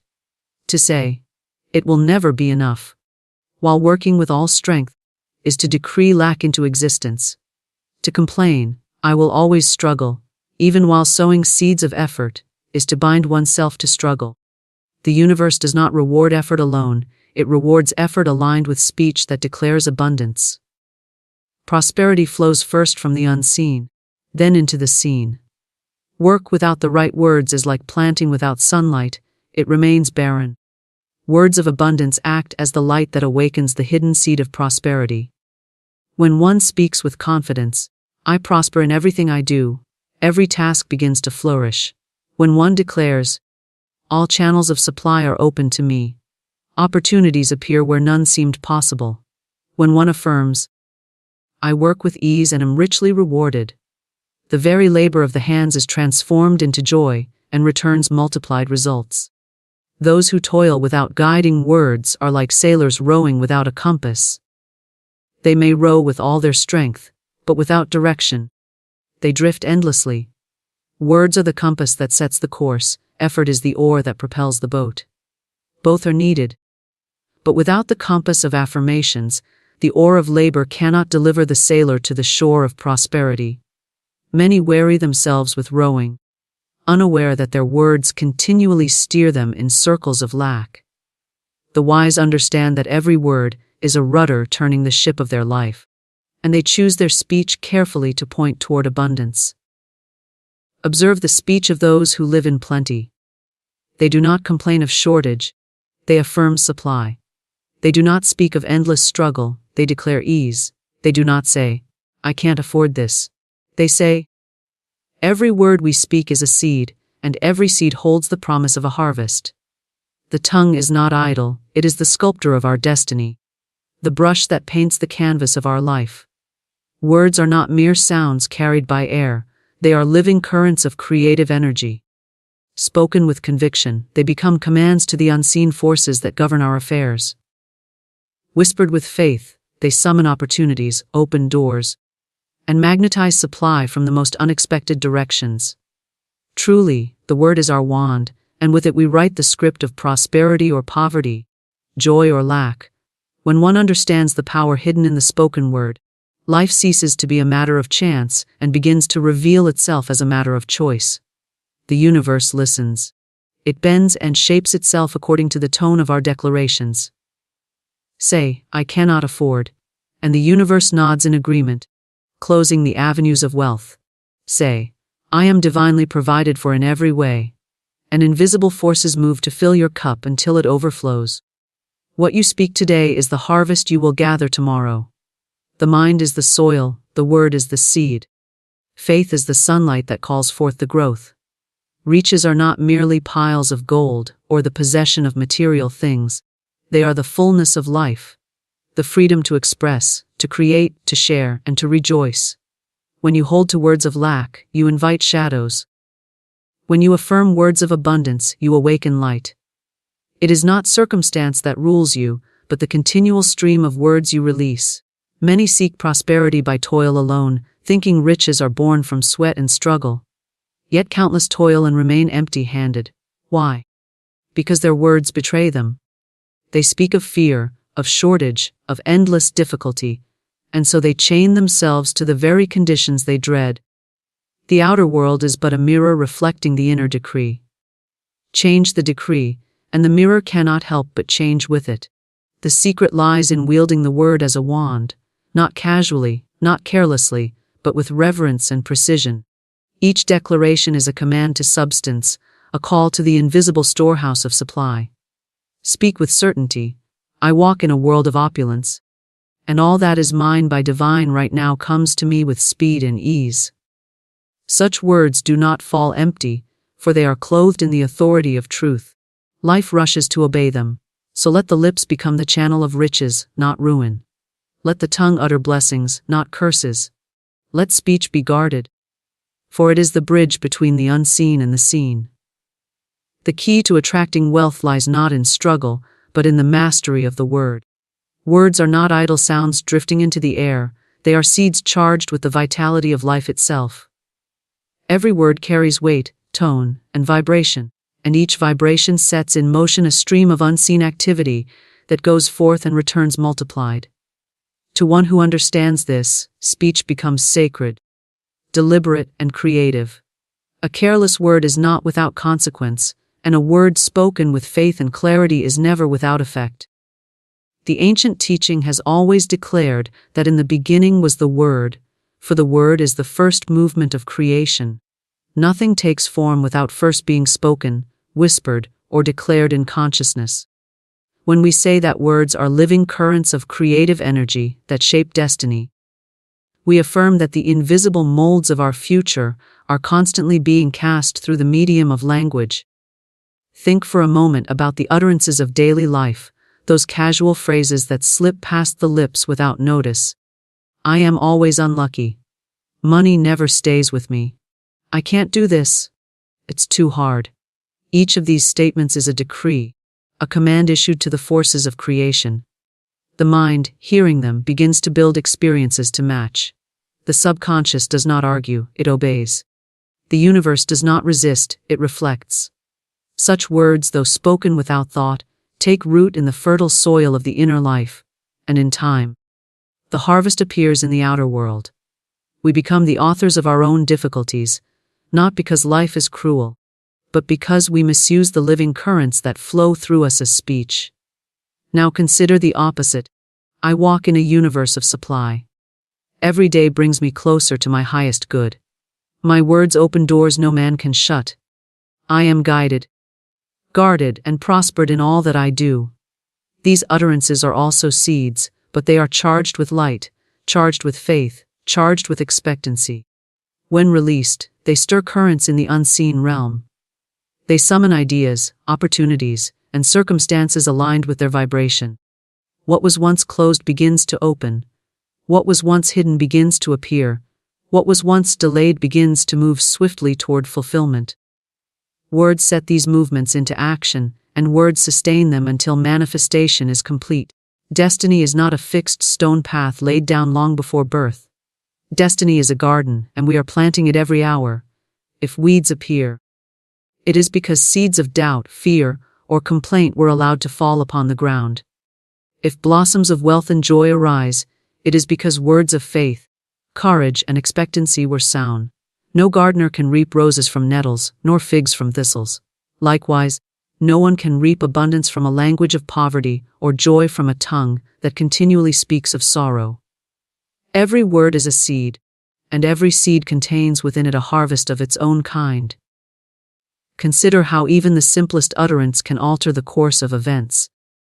A word of encouragement spoken to oneself in a moment of doubt can rekindle strength and allow success where failure seemed certain. A declaration of health repeated daily can shift the body's response, awakening dormant vitality and summoning the forces of healing. A spoken blessing over one's work can draw opportunities that seemed far beyond reach. These are not fantasies but demonstrations of the fact that words are alive, words are dynamic, and words are creative.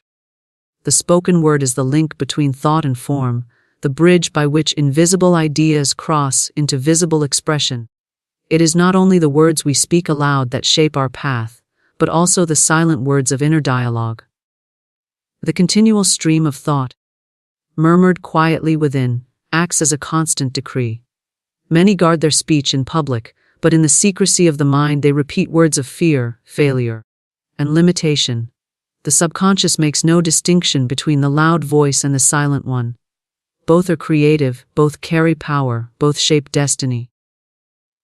Therefore, it is not enough to speak affirmations in the morning and spend the rest of the day muttering words of complaint within. The entire current of thought and language must be brought into alignment with the truth of abundance and the expectancy of good. If one desires to see the true measure of this principle, let them observe how words influence even the smallest affairs. A person who constantly declares that time is short finds themselves always hurried, always pressed, always without enough hours. Another who affirms that time serves them well discovers that tasks fit smoothly, opportunities arrive on schedule, and delays are transformed into blessings. The difference is not in the clock but in the decree. Words shape the experience of time as surely as they shape the flow of wealth, health, or opportunity. There is a subtle power in words because they do not stop at the ears. Words penetrate. They enter the atmosphere of thought and set vibrations moving. They travel outward into the unseen and return carrying the forms they have called. They also travel inward, imprinting the subconscious, which acts as a faithful servant, directing body, mind, and circumstances to fulfill the command. When one declares with certainty, "I prosper in all my ways," that declaration travels both outward and inward, creating a resonance that attracts prosperity from without while training the inner faculties to recognize and seize it. There is no word without effect. Words spoken in anger, though forgotten by the speaker, still reverberate and return with their fruit. Words spoken in love, even softly and briefly, continue to expand and bless long after the moment has passed. The creative current within words cannot be extinguished once released. They go forth, and they accomplish according to their kind. This is why discipline of speech is essential, for without discipline, the wand of creation waves wildly, calling forth both weeds and flowers, both shadows and light. To live with the awareness that words are living currents is to stand at the threshold of mastery. One begins to listen before speaking, to weigh each phrase as if it were a coin spent in the marketplace of life. One chooses words of faith, of abundance, of joy, knowing that these words are not wasted breath but living decrees. One abandons idle chatter of lack or misfortune, for such words are not harmless, but seeds that grow into conditions we may later regret. Each utterance becomes intentional, each statement aligned with the vision of the life one seeks to manifest. The universe is not deaf, nor is it indifferent to the language of its children. Every utterance is heard, every vibration acknowledged, and every declaration answered in kind. There exists a great law of correspondence, a law that mirrors back to us the very substance of what we speak. When we say, "I am not able," the universe confirms our limitation. When we declare, "I have all I need supplied by divine right," the universe unfolds new channels to prove us correct. Words are not lost in space. They are living messages carried upon the ether, returning to us clothed in form. The universe is like an unfailing echo, repeating what has been spoken, magnified and multiplied. Observe how people speak of themselves and their affairs. One says, "I never get a fair chance." Another insists, "I am always struggling." A third claims, "There is never enough." These declarations, spoken often, become living molds that the universe rushes to fill. Circumstances rise up to prove the words true. Doors remain closed, opportunities slip away, and lack continues to haunt the path. It is not that life has chosen them for misfortune, but that their words have chosen misfortune for them. The universe is obedient, impartial, and exacting. It does not discriminate between positive and negative, between wealth and want. It only reflects. It only gives back what is spoken with the weight of belief. Now listen to the one who speaks differently. "Everything I need flows to me in perfect timing. All that belongs to me by divine right is making its way into my hands. I am favored, blessed, and prospered in all that I do." These are not idle words, but powerful decrees. The universe bends in their direction, opening doors that were closed, bringing allies into place, making crooked paths straight. Opportunities that seemed distant suddenly appear, and resources that seemed impossible to secure come forth with ease. What is the difference? It is not talent alone, nor circumstance, but the vibration of words. One tongue sows lack, and lack appears. Another tongue sows abundance, and abundance flows. The universe listens not only to what is said once, but to what is repeated, sustained, and charged with emotion. A single declaration of good may begin the movement, but continual declarations build momentum. Just as water wears away stone through persistence, so do spoken affirmations carve channels in the unseen, creating wide rivers of supply that can no longer be hindered. The universe responds to the steady music of words, aligning events, people, and opportunities to the tune that is sung. If the song is one of scarcity, scarcity becomes the reality. If the song is one of plenty, plenty becomes inevitable. There is a subtle truth in how the universe hears us. It does not attend merely to the words spoken with lips, but to the tone of belief that underlies them. To say, "I am rich," while secretly doubting, produces little, for the echo returned carries the vibration of doubt. But to say, "I am provided for," with full faith, with assurance, with expectancy, is to release a command that the universe cannot ignore. The words become clothed with power. They are no longer empty phrases but carriers of conviction, and conviction is the signal that moves the unseen into action. Consider the farmer casting seed upon the ground. He does not cast once and abandon the field, nor does he doubt the soil's capacity to yield. He casts daily, he waters faithfully, and he knows that in time the earth must return what has been planted. So it is with words. They are the seeds of destiny, and the universe is the soil that can never refuse them. If one plants weeds, weeds grow. If one plants wheat, wheat grows. The soil makes no judgment, it simply obeys. And so does the universe. It does not argue with us, it does not resist us, it does not deny us. It agrees with our speech, and it gives us the harvest of our declarations.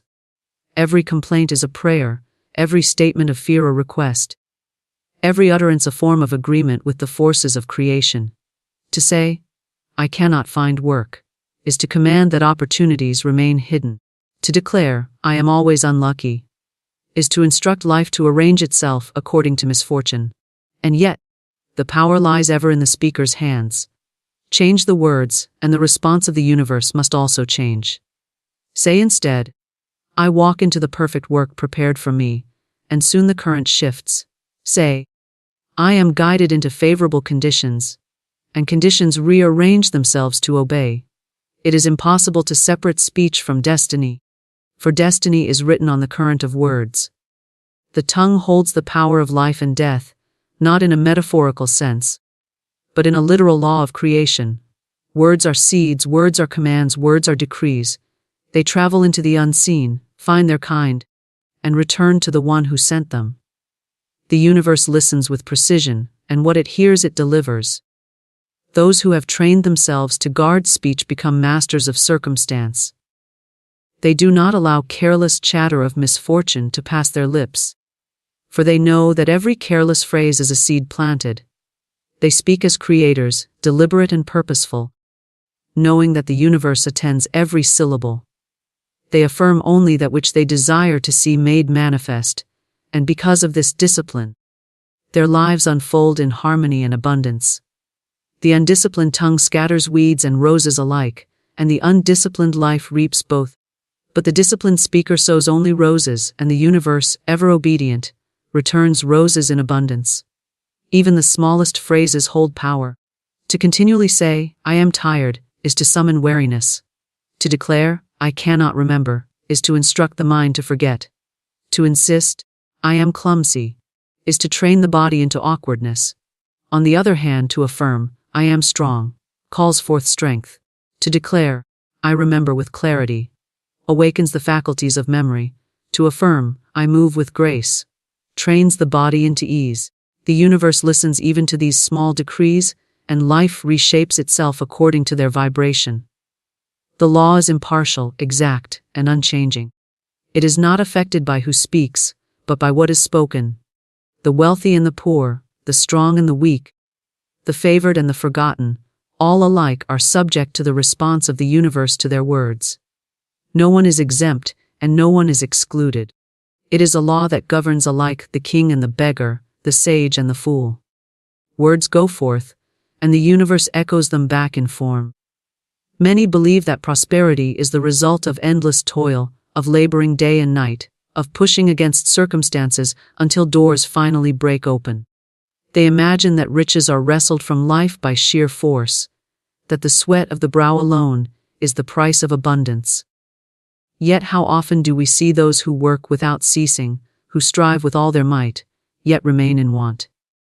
Their days are filled with effort, yet their hands return empty. The missing key is not effort, but the words that proceed from their mouths. For words of lack, spoken in the midst of work, poison the harvest before it can ripen. Words of fear undo the very labor the hands have built. It is not toil that creates prosperity. It is the language of abundance carried on the breath of faith. A farmer may till the soil from dawn to dusk, but if he sows only weeds, he cannot expect a crop of wheat.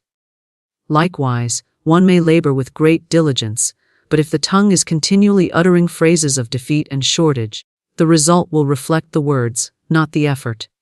To say, "It will never be enough," while working with all strength, is to decree lack into existence. To complain, "I will always struggle," even while sowing seeds of effort, is to bind oneself to struggle. The universe does not reward effort alone, it rewards effort aligned with speech that declares abundance. Prosperity flows first from the unseen, then into the seen. Work without the right words is like planting without sunlight, it remains barren. Words of abundance act as the light that awakens the hidden seed of prosperity.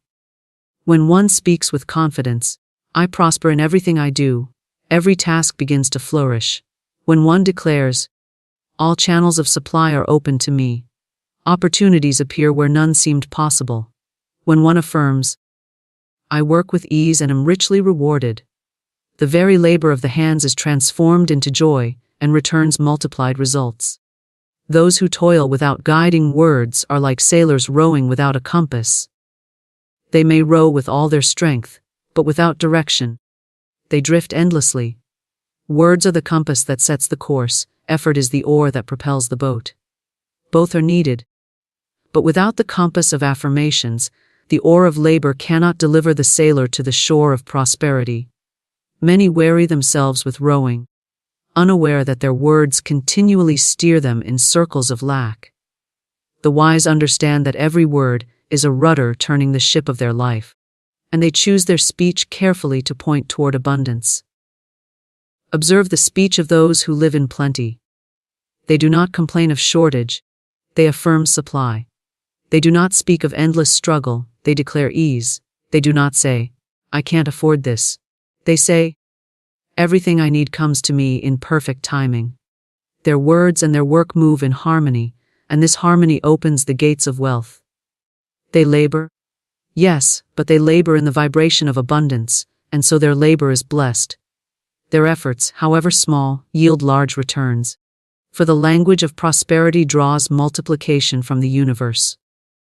Prosperity cannot be forced through struggle, for struggle itself is a declaration. To say, "I must fight for every coin," is to bind oneself to fight. To say, "Nothing comes easily," is to decree difficulty in every direction. The mind, hearing these words, sets about creating conditions to prove them true. The subconscious, faithful to the commands of the tongue, sabotages ease and multiplies obstacles. But to speak, "Rishes flow to me freely," releases a different command. The subconscious aligns with ease, and circumstances arrange themselves to provide smooth paths. Life bends toward the decree, and abundance becomes effortless. Even in work, it is not the heaviness of effort that matters but the spirit carried in words. One may spend an hour in labor while affirming, "This work is blessed, and it prospers me greatly." And that hour may yield more than another man's week of toil spoken under the curse of complaint. The weight of effort does not determine the harvest, the vibration of speech does. For speech calls forth invisible allies, unseen currents that multiply results beyond what hands alone could achieve. It is a deception to think that money and supply come from effort alone. If this were true, the hardest workers in the world would be the richest. Yet many who strain endlessly live in scarcity, while others, who speak words of abundance, attract wealth with less labor. The difference lies not in merit, but in the power of the spoken decree. Prosperity flows from words first, then manifests through channels that may include labor. But labor without affirmations is like a stream cut off from its source. The stream dries up, no matter how much the man at the riverbank digs. Consider the shopkeeper who rises daily with the declaration, "Every person who enters this shop brings blessings, and I am prospered by divine supply." His business thrives, not only because of his wares, but because his words magnetize customers and opportunities. Compare him with another who mutters, "Business is always slow, people never buy, nothing ever works for me." Though he works as long and as hard, His words repel the very prosperity he seeks. The universe listens, and it obeys. Words of abundance do not only attract money, they transform the very experience of work. A labor that once seemed heavy becomes light when blessed by affirmations. A task that seemed meaningless reveals hidden reward when spoken over with gratitude and expectancy. Even the simplest duty prospers when words of increase accompany it. The worker no longer labors as a slave to circumstance, but as a co-creator with life itself, speaking riches into existence with every phrase. The mistake of many is believing that toil is the source of wealth. Toil is only the channel, words are the source. The channel can be dug wider or deeper, but if no current flows into it, it remains empty. Words of abundance summon the current. They call forth the flow that fills the channel of labor with substance. One who works without affirmations digs canals that remain dry. One who speaks words of supply finds that even small channels overflow. The law is simple: speech sets the vibration, effort gives it form. When speech is in harmony with abundance, effort multiplies. When speech is filled with lack, effort diminishes. Words are the true fountain of prosperity. Labor is the vessel. The vessel without the fountain remains empty, but the vessel connected to the fountain overflows. The spoken word is not a mere sound that vanishes once uttered. It is a wand, a living instrument of command, a channel through which unseen substance is directed into visible form. When one understands this truth, every utterance becomes sacred, for each syllable is a decree sent forth to summon conditions, events, and experiences. The careless speak without awareness, and wonder why their lives seem bound to difficulty. Yet the wise recognize that each word carries the power of a spell, shaping reality according to its vibration. The word is the wand, and with precision it can summon prosperity from the storehouse of the infinite. To speak with certainty is to wield the wand with strength. A vague statement carries little power, but a precise declaration strikes directly at the substance of creation. When one affirms with clarity, "I walk in a world of opulence, and all that is mine by divine right comes to me," the wand has been lifted, and the invisible begins to move. The forces that govern supply take the command and begin their arrangement. People, opportunities, and circumstances shift in obedience to the utterance. The words spoken are not wasted breath, they are currents of creative energy, vibrating through the ether, clothed in authority, and destined to return with fulfillment. Every declaration is a command to substance. When one says, "I am always poor," that phrase is a command, and substance obeys by withholding riches. When one says, "I cannot succeed," that is also a command, and life arranges itself to confirm the decree. Yet when one dares to speak differently, "I am divinely prospered in every way," the command goes forth into the unseen, summoning new channels of wealth, new paths of success, new opportunities where none appeared before. The wand has no power of its own apart from the words that direct it, but when words are spoken in faith, the wand creates with unfailing precision. It is not enough to think abundance. The thought must be clothed in sound, for thought alone is like a spark, while speech is like the flame. The spark may glow silently, but the flame spreads, moves, and transforms. Words spoken aloud carry vibration beyond the self. They travel outward and stir currents in the unseen realm. To think, "I prosper," begins the process, but to say, "I prosper in everything I do," ignites the power, calls forth the energy, and sets in motion the law of manifestation. Speech is the wand in action, drawing invisible substance into visible form. Those who understand this law speak as creators, not as beggars. They do not plead for supply, for pleading acknowledges lack. Instead, they command with authority, declaring that which they know is already theirs by right. To say, "Wealth flows to me freely," is not a wish but a command, not a hope but a decree. The universe does not resist such words, for they are spoken in alignment with truth, and truth always finds expression. The wand does not falter when lifted with conviction. It acts with exactness, summoning riches from the unseen to the seen. Precision of language is vital. A vague phrase such as, "I want more money," produces little, for it acknowledges wanting, and wanting only multiplies itself. But a statement such as, "I am supplied with all that I require, quickly and abundantly," carries weight, it carries authority, it speaks from the position of having, not from the shadow of lack. The universe responds to certainty, not to wavering. The wand obeys the clarity of the command, not the confusion of doubt. The one who speaks with firmness finds their words swiftly clothed in form, while the one who hesitates receives little. For hesitation creates no clear image to be obeyed. The wand of the word does not operate in isolation from faith. Words spoken without faith are empty. They scatter like chaff in the wind. But words spoken with inner conviction are seeds planted in fertile soil. The inner belief clothes the words with substance, giving them life. When one says, "I am guided into prosperity," and believes it with the whole heart, that phrase becomes a living decree. Invisible powers stir to fulfill it. Events align, opportunities appear.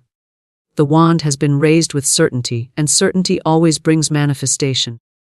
Many labor under the belief that words are insignificant, that only action counts. But they do not see that words themselves are actions of the highest order. The movement of the tongue is the movement of creation. A phrase uttered in faith carries more power than days of effort without affirmation. For effort without the wand of words is blind, but words direct effort, multiplying it, blessing it, transforming it into prosperity. The worker who speaks blessings over their labor reaps greater results than one who labors without utterance. The merchant who declares prosperity over their business draws more customers than one who relies only on advertising.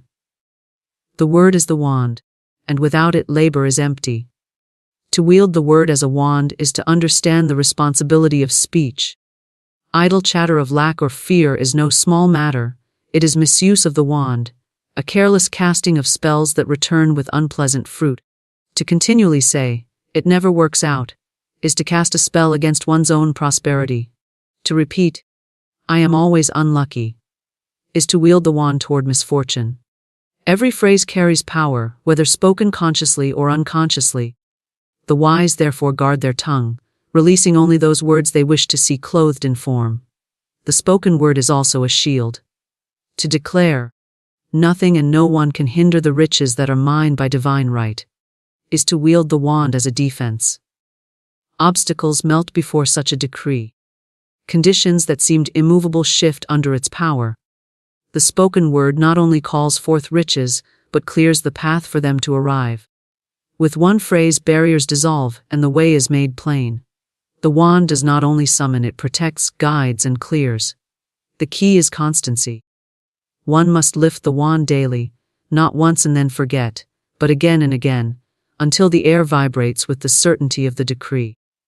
Each repetition strengthens the command, driving it deeper into the subconscious, carrying it farther into the unseen.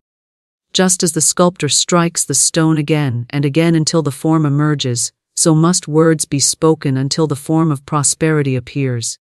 It is not vain repetition, but purposeful command, each phrase shaping substance, each utterance directing power. To speak prosperity is to command prosperity, and to command prosperity is to create it.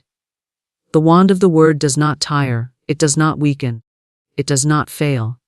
It obeys without question, it summons without hesitation, it creates without limit. Words spoken with precision and faith are the true instruments of wealth. Labor may move matter, but words move the unseen forces that govern matter. Words are the wand, and the wand obeys the hand that lifts it with authority. Guarded speech is the doorway through which riches enter life. To guard one's words is to stand watch at the threshold of creation, choosing carefully which decrees are permitted to pass into the unseen.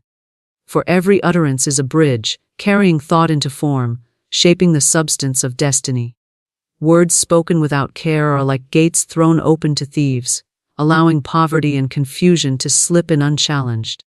Words spoken with faith and purpose are like gates that admit only guests of honor, only the treasures of abundance, only the blessings that enrich and uplift. To understand this is to hold the key to the visible expression of wealth. For guarded, faith-filled speech is the very bridge by which unseen riches cross into the world of matter. Every day the tongue moves ceaselessly, and with each phrase something is set in motion. One speaks of shortage, and shortage appears. Another speaks of delay, and delay rises up to block the way. Still another declares, nothing works out for me. And the universe, ever obedient, arranges circumstances to reflect the decree. Most do not realize that their lives are filled not with accidents, but with the echoes of their own words. They curse themselves without knowing, sowing seeds of failure with casual phrases, then wondering why the harvest is bitter. To guard speech is to put an end to this carelessness, to refuse the utterance of anything one does not wish to see made flesh. Faith-filled speech is more than positive talk, it is the vibration of certainty expressed in sound. Words spoken in fear carry no power to bless, for the tone of fear is the true command the universe obeys. But words spoken in faith are clothed with life, and life rushes to obey. To say, I am provided for in every way, with conviction, is to build a bridge so strong that no force of doubt can collapse it. Supply travels across that bridge, opportunities cross it, divine provision marches over it, until it stands visible in the world of form. Without such words, the riches of the unseen remain distant, shimmering but unreachable. With such words, they step across into the life of the speaker. Speech is not only a bridge for wealth, it is also a guard at the gate. When one refuses to speak of failure, the gate is closed to failure. When one declines to complain of lack, the gate is shut against lack. When one turns aside idle chatter of misfortune, the gate is locked to misfortune. The mouth becomes a sentinel, allowing only the language of prosperity to pass, and by this vigilance, the world reshapes itself. Words of blessing invite blessing, words of praise invite increase, words of gratitude summon multiplication. Guarded speech is not repression. It is selection. It is not silence born of fear, but speech born of wisdom. There is a sacred responsibility in words, for each one is a seed that cannot be recalled once sown. The careless say, it doesn't matter what I say. But their lives bear witness to the truth that it matters greatly. The seeds of yesterday's speech are the fruits of today's conditions. If the harvest is bitter, it is because bitter words were planted. If the harvest is sweet, it is because sweet words were chosen. Guarding speech means sowing with foresight, planting only what one wishes to reap, never scattering seeds of doubt, fear, or complaint. Faith-filled words create bridges where none seem possible. In the desert of apparent lack, a single declaration can open a path to flowing rivers. When one says, the supply I need now appears, and speaks it not as wish but as fact, unseen forces move at once to fulfill the decree. Opportunities are drawn forth from hidden places, channels open, doors swing wide. The bridge has been laid, and riches cross it. Without such words one wanders the desert, working and striving but never finding water.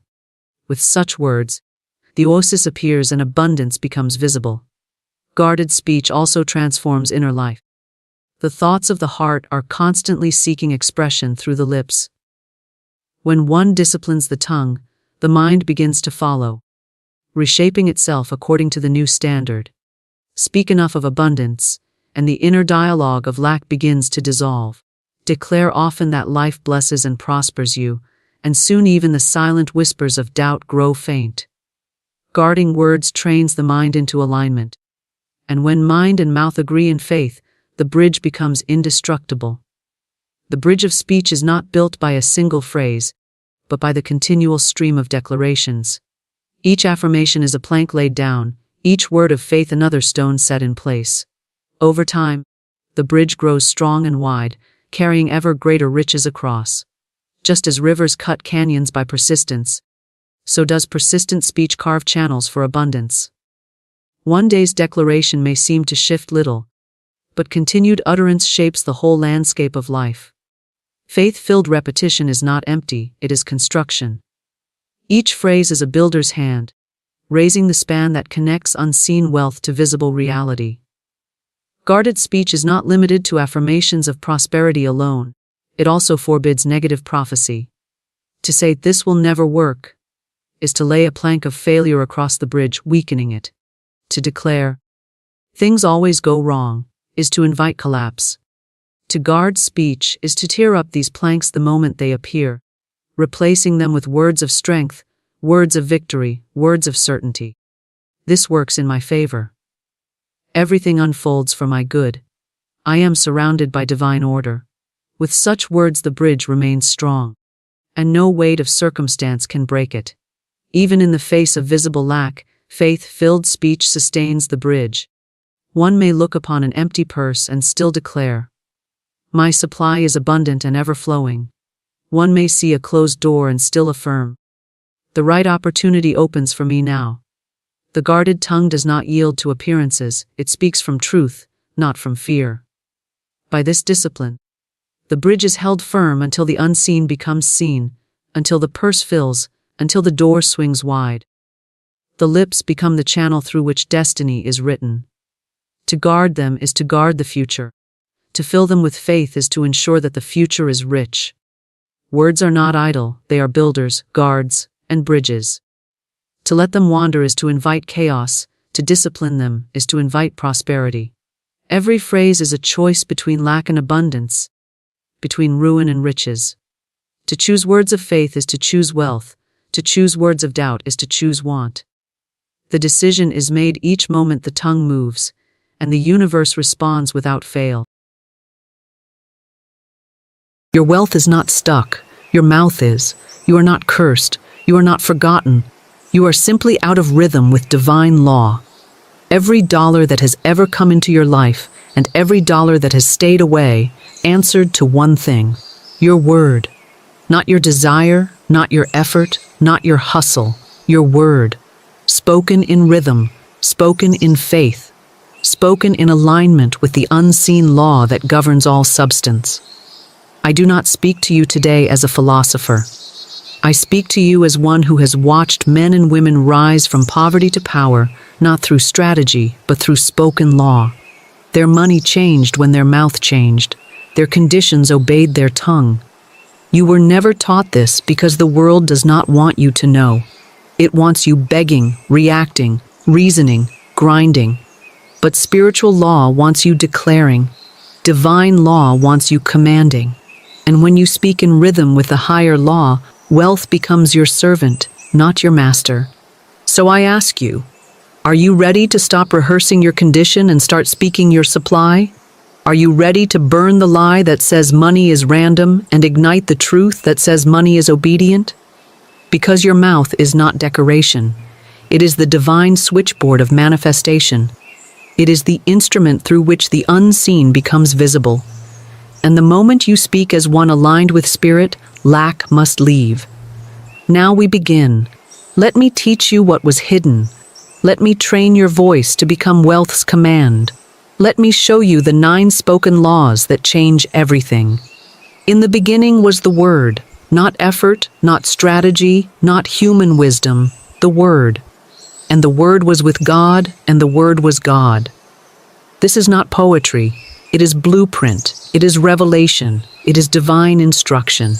If the universe itself was spoken into being, how can you doubt that your financial reality responds to the same law?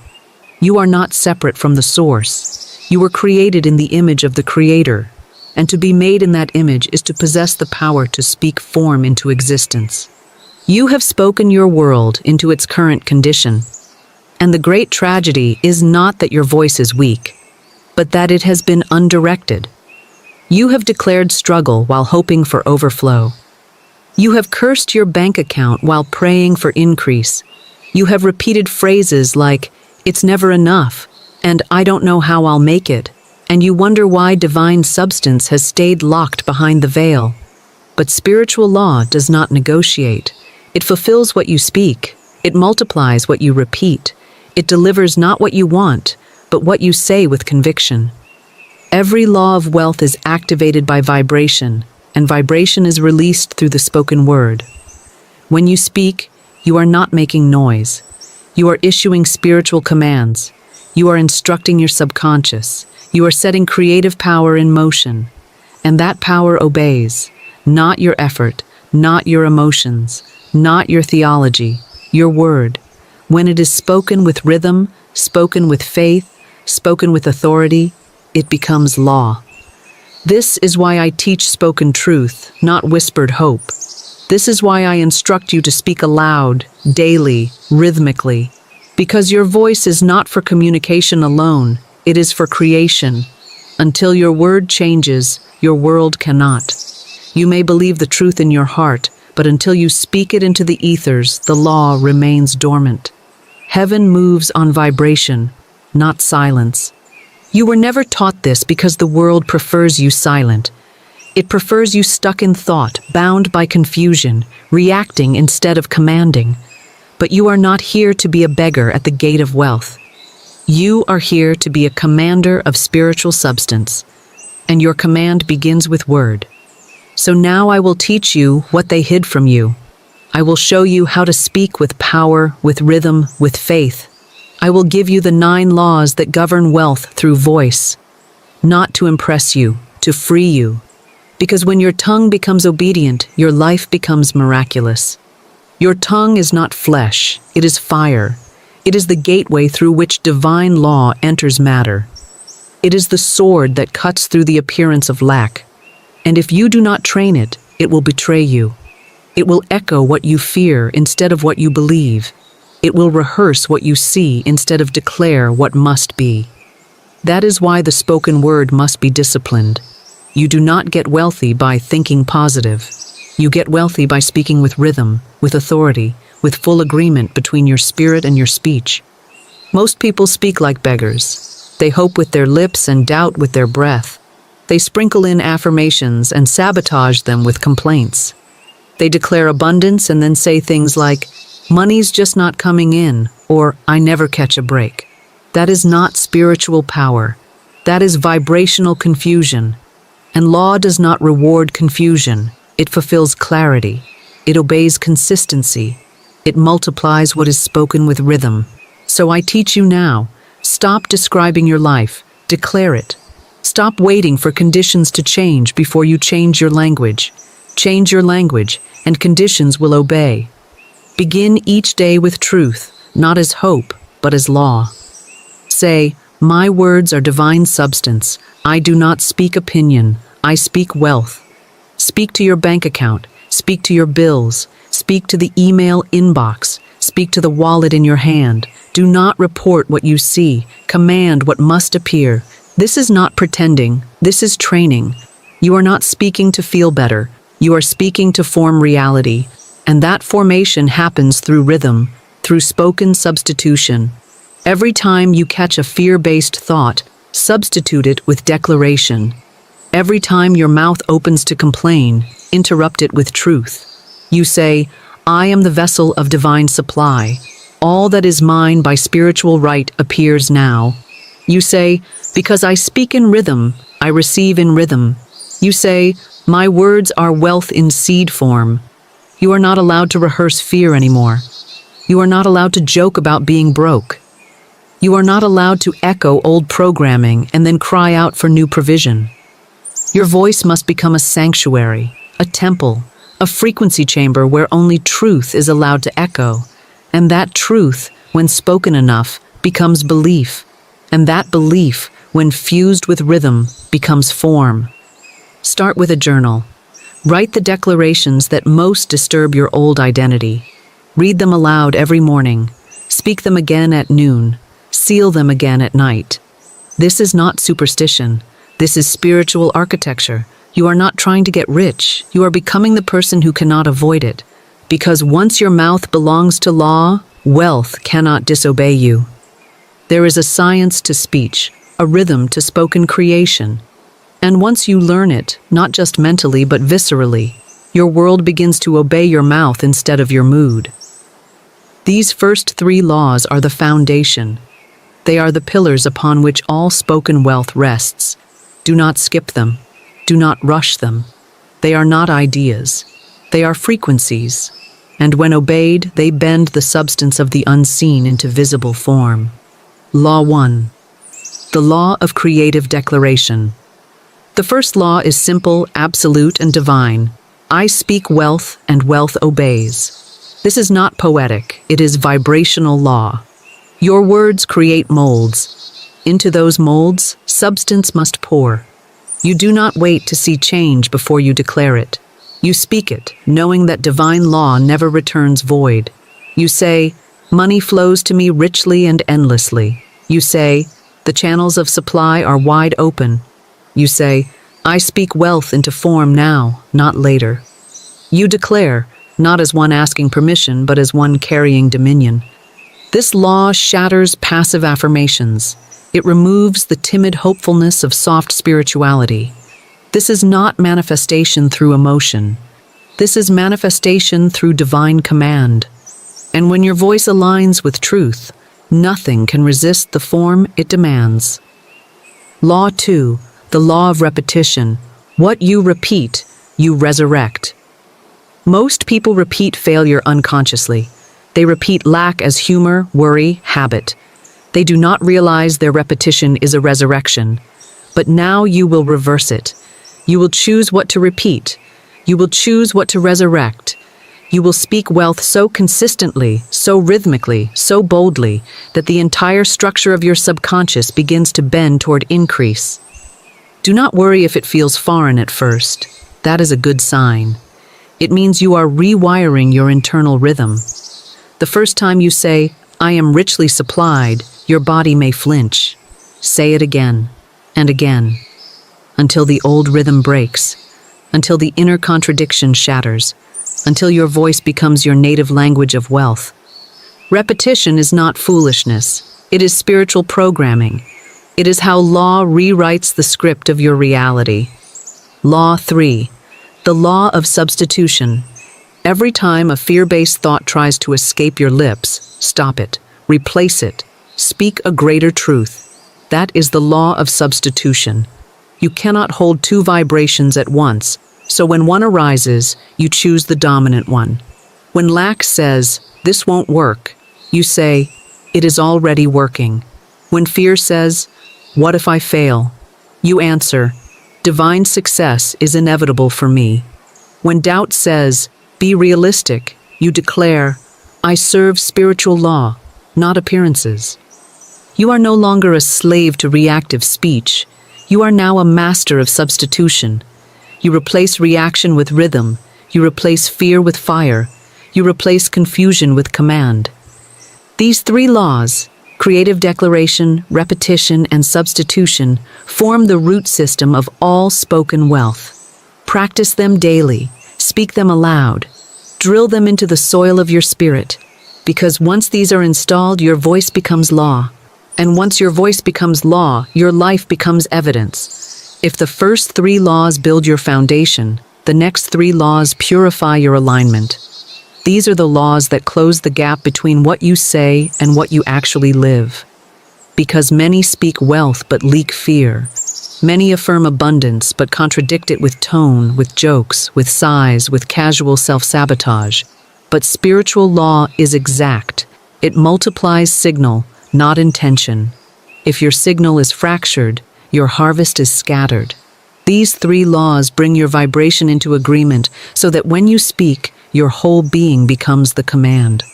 Law 4, the law of non-contradiction. You cannot bless and curse with the same tongue. You cannot affirm abundance in the morning and gossip about bills in the afternoon. You cannot speak prosperity and joke about being broke. The universe does not read your sincerity. It reads your rhythm. It reads what you say most consistently, not what you mean to say. This law demands purity of speech. It demands consistency of vibration. It demands that your tongue no longer play both sides. Say this now. I do not contradict myself. My word is pure. My word is law. Every time you're tempted to contradict truth, pause. Speak a higher word. Speak the greater law. You are no longer rehearsing both faith and fear. You are choosing a side, and because you choose truth, your reality will reflect only truth. Law 5, the law of divine naming. You must learn to name things rightly. What you name, you claim. What you label, you lock in. Most people name their situation based on fear. They call it bad luck, a disaster, never-ending struggle. And spiritual law says, so be it. But you must name your world according to truth. You do not call it debt. You call it temporary appearance, now dissolving. You do not call it recession. You call it divine reallocation of wealth into my hands. You name what you desire, not what you fear. Remember how God brought form to chaos by naming. Let there be light. Let the waters be gathered. He did not describe. He did not explain. He named. And what was named appeared. This law is yours to walk in. Speak it. I name what must appear. I name supply into visibility. I name myself wealthy, and so I become. Law 6. The law of embodied tone. Your words are not just sentences. They are containers of frequency, and the tone with which you speak determines their power. If you affirm with uncertainty, you inject the declaration with doubt. If you speak from weariness, the vibration is weakened. But when you speak from embodiment, when your tone reflects ownership, the law responds immediately. This is why some people affirm daily and see no results. Their tone betrays their inner state. They are reciting, not commanding. But you must speak as one already supplied.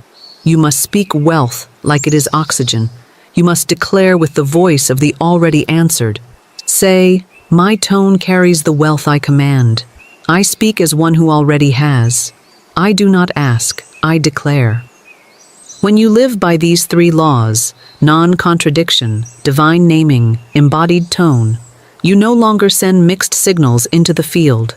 You become a clear vessel, a sonic channel, a vibrational authority. And your voice becomes magnetic. It attracts without strain. It draws without chasing. Because now, you no longer speak from effort. You speak from alignment. Now that your foundation is set and your alignment is purified, we move to the laws of manifestation and multiplication. These final 3 laws are not passive truths. They are spiritual weapons. They move money. They dissolve barriers. They open gates. And they do not wait for perfect conditions. They wait for bold obedience. These are the laws of divine speech that call things forth. Bless your seed, and ensure that every word you release returns to you, pressed down, shaken together, and running over. Law 7. The law of prophetic speech. You are not here to speak what is. You are here to speak what must be. Prophetic speech is not prediction. It is not forecasting. It is authoritative command over the unseen. You do not speak based on your emotions. You speak based on divine law. You speak to create, not to react. When the bills come, you say, this is already paid by invisible substance now made visible. When the client cancels, you say, something better is already being arranged by divine mind. You do not echo facts.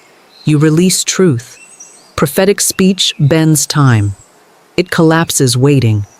It announces supply as if it were already walking through your door. Say, I speak the future I command. I call forth what belongs to me now. My word is prophetic. It does not return void. Law 8. The law of sealed giving. Giving without word is a missed opportunity. It is like planting a seed without water.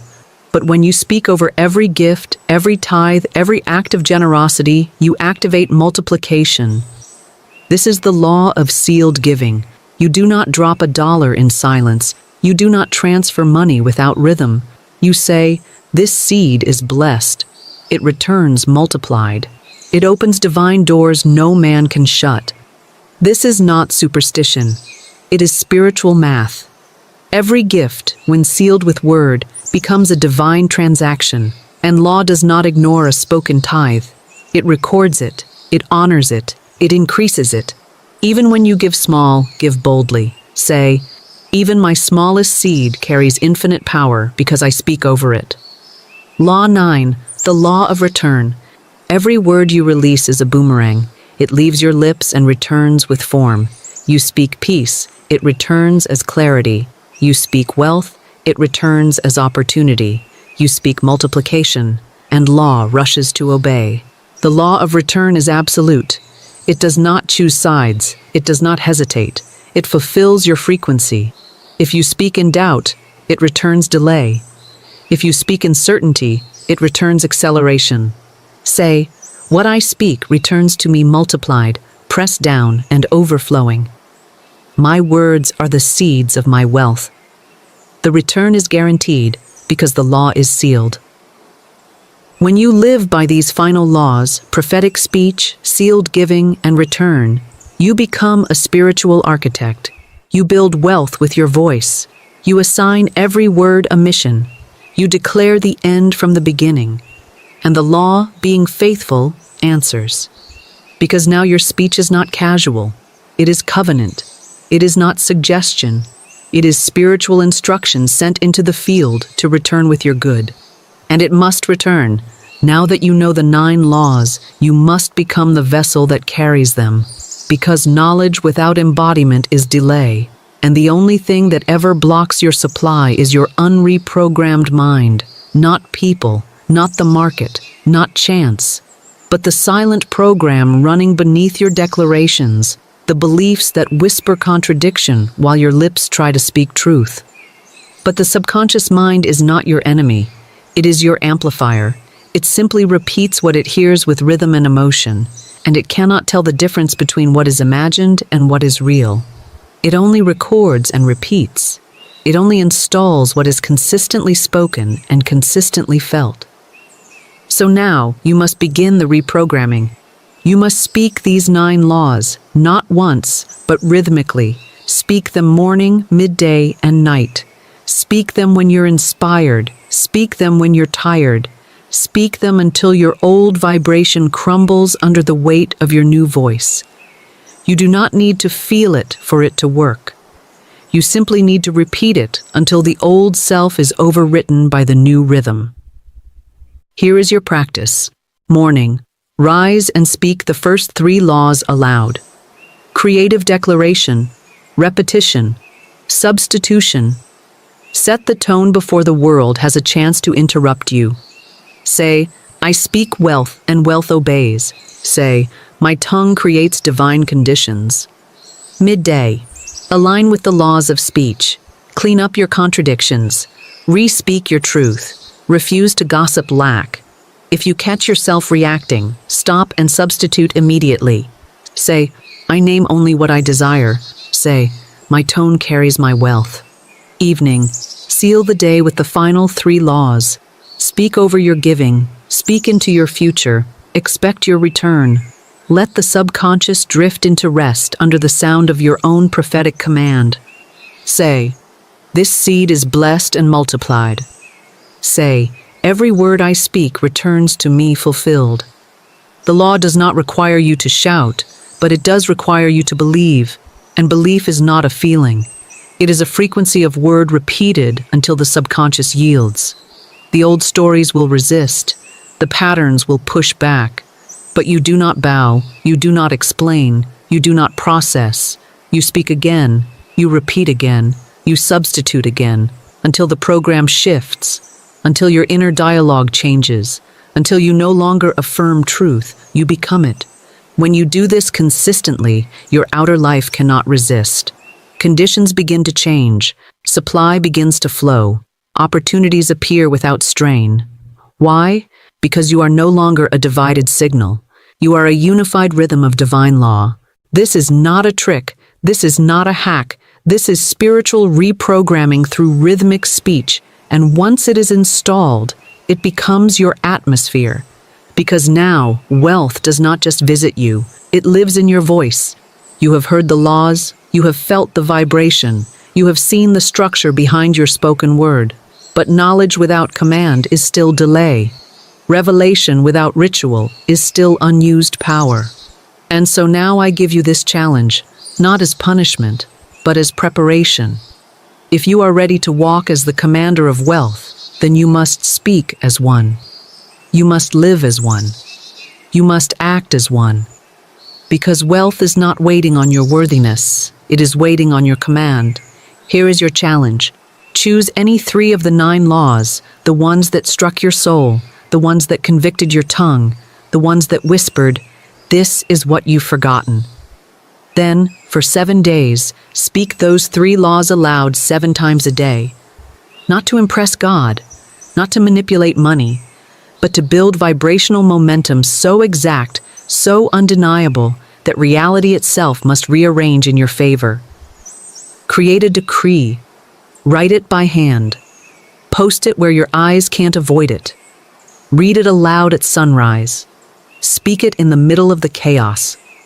Declare it over your wallet, your phone, your schedule, your bank accounts. Let your voice baptize everything you touch in the vibration of truth. Let your sound become a sword that cuts through the illusion of delay. And when resistance comes, and it will, do not fold. Do not ask for confirmation. Do not check the numbers. Do not inspect the fruit before the root has formed. Just speak again. Rhythm is the secret. Rhythm is the law. Rhythm is the portal through which substance takes shape. Say this now with me. I do not describe my life, I declare it. I do not wait for wealth, I call it forth. I am not hoping for breakthrough, I am commanding substance. Stop trying to be ready, be rhythmic. Stop trying to feel powerful, be obedient. The vibration doesn't need your mood, it needs your mouth. This is not theory. This is not motivation. This is not a pep talk wrapped in scripture. This is spiritual law, and it is waiting to be obeyed. You've asked, when will it come? The answer is, when you speak and do not stop speaking. When you declare and do not retreat. When you plant the same word over and over until the harvest is inevitable. The angels are listening. The field is open. The substance is moving. But it's not your desire that activates it. It's your voice. So rise now. Choose your 3 laws. Speak them daily. Seal your giving. Subtract your contradiction. Embody your tone and return to the rhythm again and again until the spoken word becomes the spoken wealth. You are no longer available for scarcity. You are no longer rehearsing limitation. You are no longer waiting for the world to agree, because you have decided, and once you decide in law, creation obeys. Now let us engrave it. Let us seal the vibration with rhythm. Let us program your field with fire. These are not affirmations to soothe the ego. These are declarations to restructure the invisible. This is your sword. This is your rhythm. This is your spiritual economy rewritten by the power of your voice. Say aloud with power, my voice creates wealth. I do not wonder. I do not wish. I declare, and it is done. Every word I speak is a seed of increase. I sow in rhythm. I reap in rhythm. There is no delay in law. I do not echo lack. I command supply. My tongue is no longer available for fear. It speaks only what aligns with truth. I tithe with word. I give with command. I receive with authority. Every seed is sealed in speech. Every return is guaranteed by law. My tone carries the frequency of wealth. I speak as one already supplied. I declare as one already filled. Because I obey the laws of spoken wealth, money cannot ignore me. Not sometimes, not maybe, never again. I speak and law responds. I declare and doors open. Again, say it. Because I obey the laws of spoken wealth, money cannot ignore me. Feel that. Let it register in your bones. Let it replace the old language of lack. Let it rise through your blood like a new covenant. Speak it when you wake. Speak it when you forget. Speak it when doubt knocks. Speak it until your frequency becomes undeniable. You are not repeating to convince yourself. You are repeating to program creation. The field responds to rhythm, and rhythm is the final form of faith. Now, seal it. Let your final decree echo through the atmosphere. I am the voice of wealth, and I cannot be silenced. If this message ignited something in your soul, if it called out the part of you that always knew wealth was spiritual, always felt your words carried fire, always sensed that lack was a lie, then do not leave this moment untouched. Don't let it pass like another teaching. Let it mark you. Let it shape you. Let it become your new covenant with divine law. Comment below the one law that pierced your old rhythm the most, the one you were never taught, but now will never forget. Was it the law of creative declaration? Was it the law of embodied tone?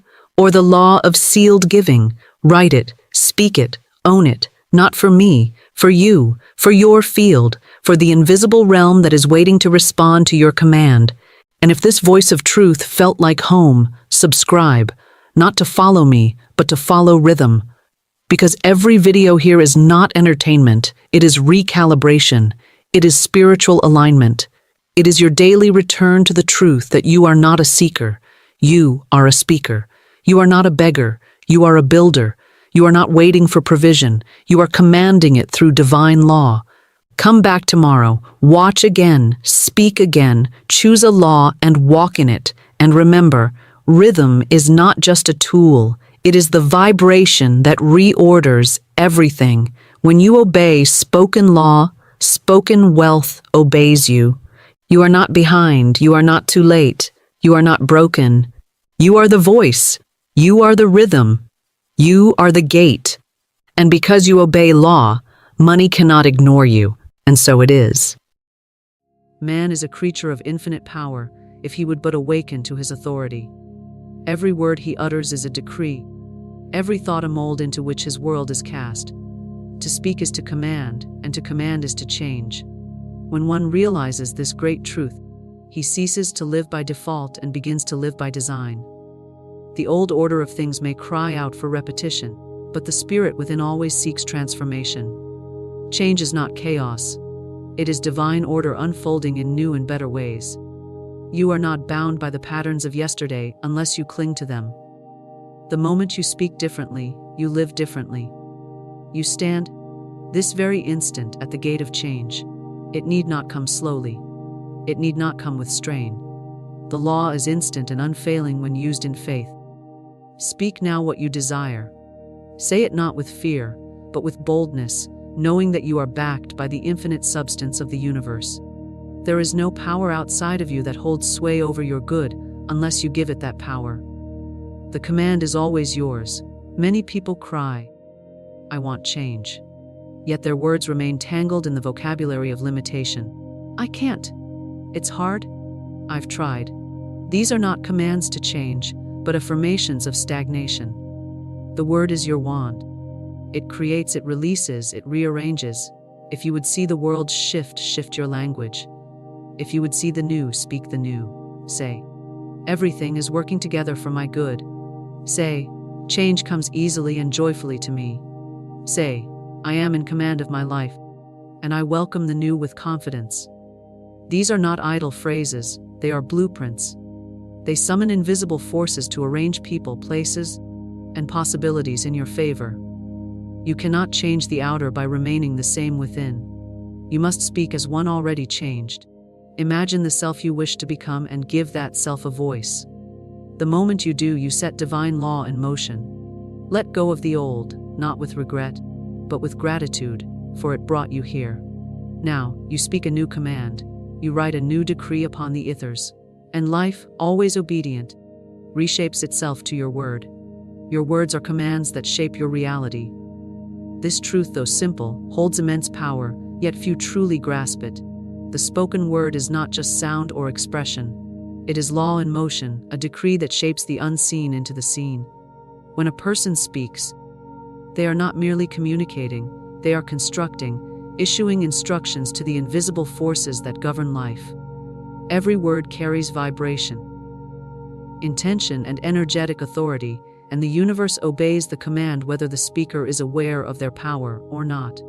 The law does not distinguish between idle talk and deliberate affirmation. It responds to the tone, belief, and emotion behind the word.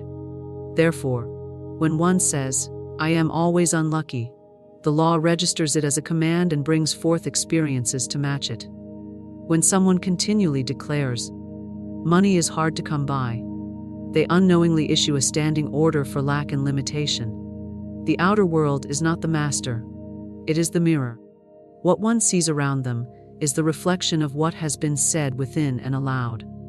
Many believe their circumstances are the result of fate, heredity, or chance, but these are only shadows cast by the continual repetition of the same mental and verbal patterns. Words set those patterns into form. A man may say, "I never succeed," and wonder why success eludes him, not realizing that he has already written failure into the blueprint of his life.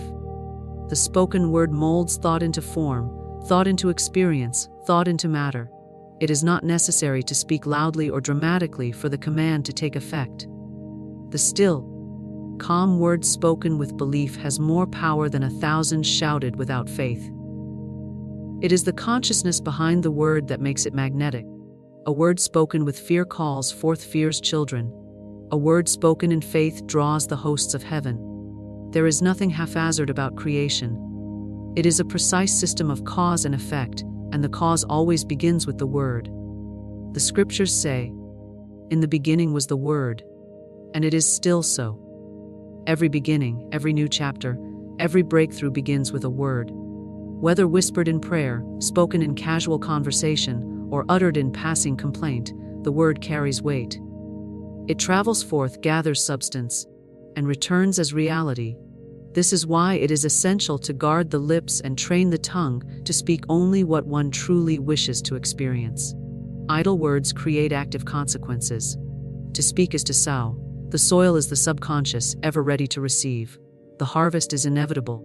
One cannot continually speak of lack, worry, sickness, or struggle and expect a life of abundance, peace, health, and joy. The law is too exact, too unfailing. It is not cruel but just. It gives each according to their decree. The wise one begins to choose their words as a gardener chooses their seed, with care, purpose, and foresight. Even in jest, even in habit, the word is potent. How often do people speak of dying to do something, or declare, "This always happens to me," not realizing they are cementing those experiences into their future. The universe does not have a sense of humor. It has a sense of order.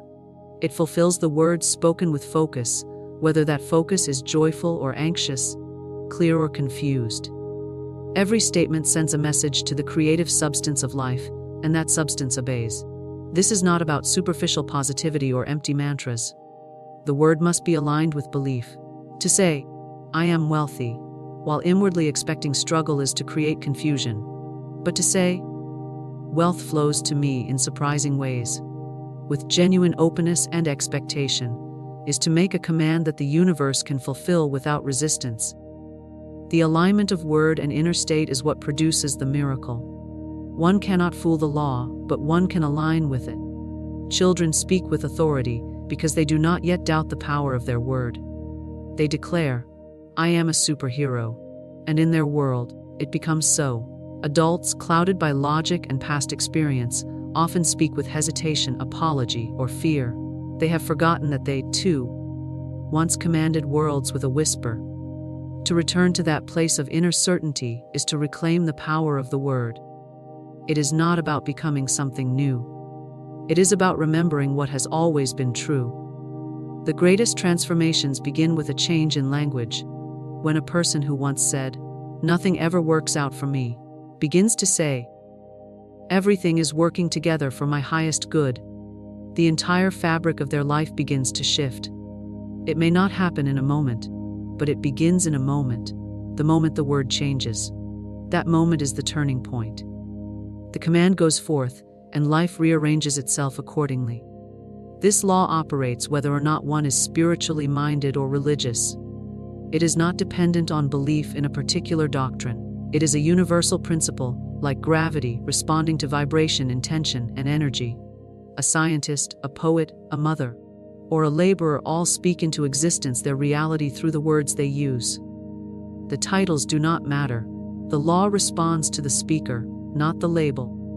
The difference between struggle and success, between confusion and clarity, between lack and abundance often lies in a single shift of language, not grand speeches or poetic verses, but small daily declarations. Instead of, "I can't afford this," say, "How can I afford this?" Instead of, "I'm always tired," say, "I am restoring my energy." These are not lies, they are invitations to a better reality. They are choices made consciously to command something new. Each morning, as the sun rises, The words spoken into the air create the framework for the day. To begin with complaint is to command discord. To begin with gratitude is to command harmony. Even the most mundane words, spoken over breakfast, while getting dressed, during a phone call, carry the seed of future experience. To live with this awareness is not to become fearful or rigid, but empowered. One begins to choose words like treasures, each one valuable, each one shaping the path ahead. People often ask for change, pray for miracles, or wish for a new life, not realizing that the answer lies on their own tongue. They wait for the world to change before they speak differently. But the world does not lead, the word leads. The outer cannot shift without an inner command. That command is not shouted, begged, or forced. It is spoken, firmly and faithfully, as a master issues instructions to a trusted servant. Life is that servant waiting, listening, ready to obey. Change begins the moment you speak it with conviction. Nothing moves until something is declared.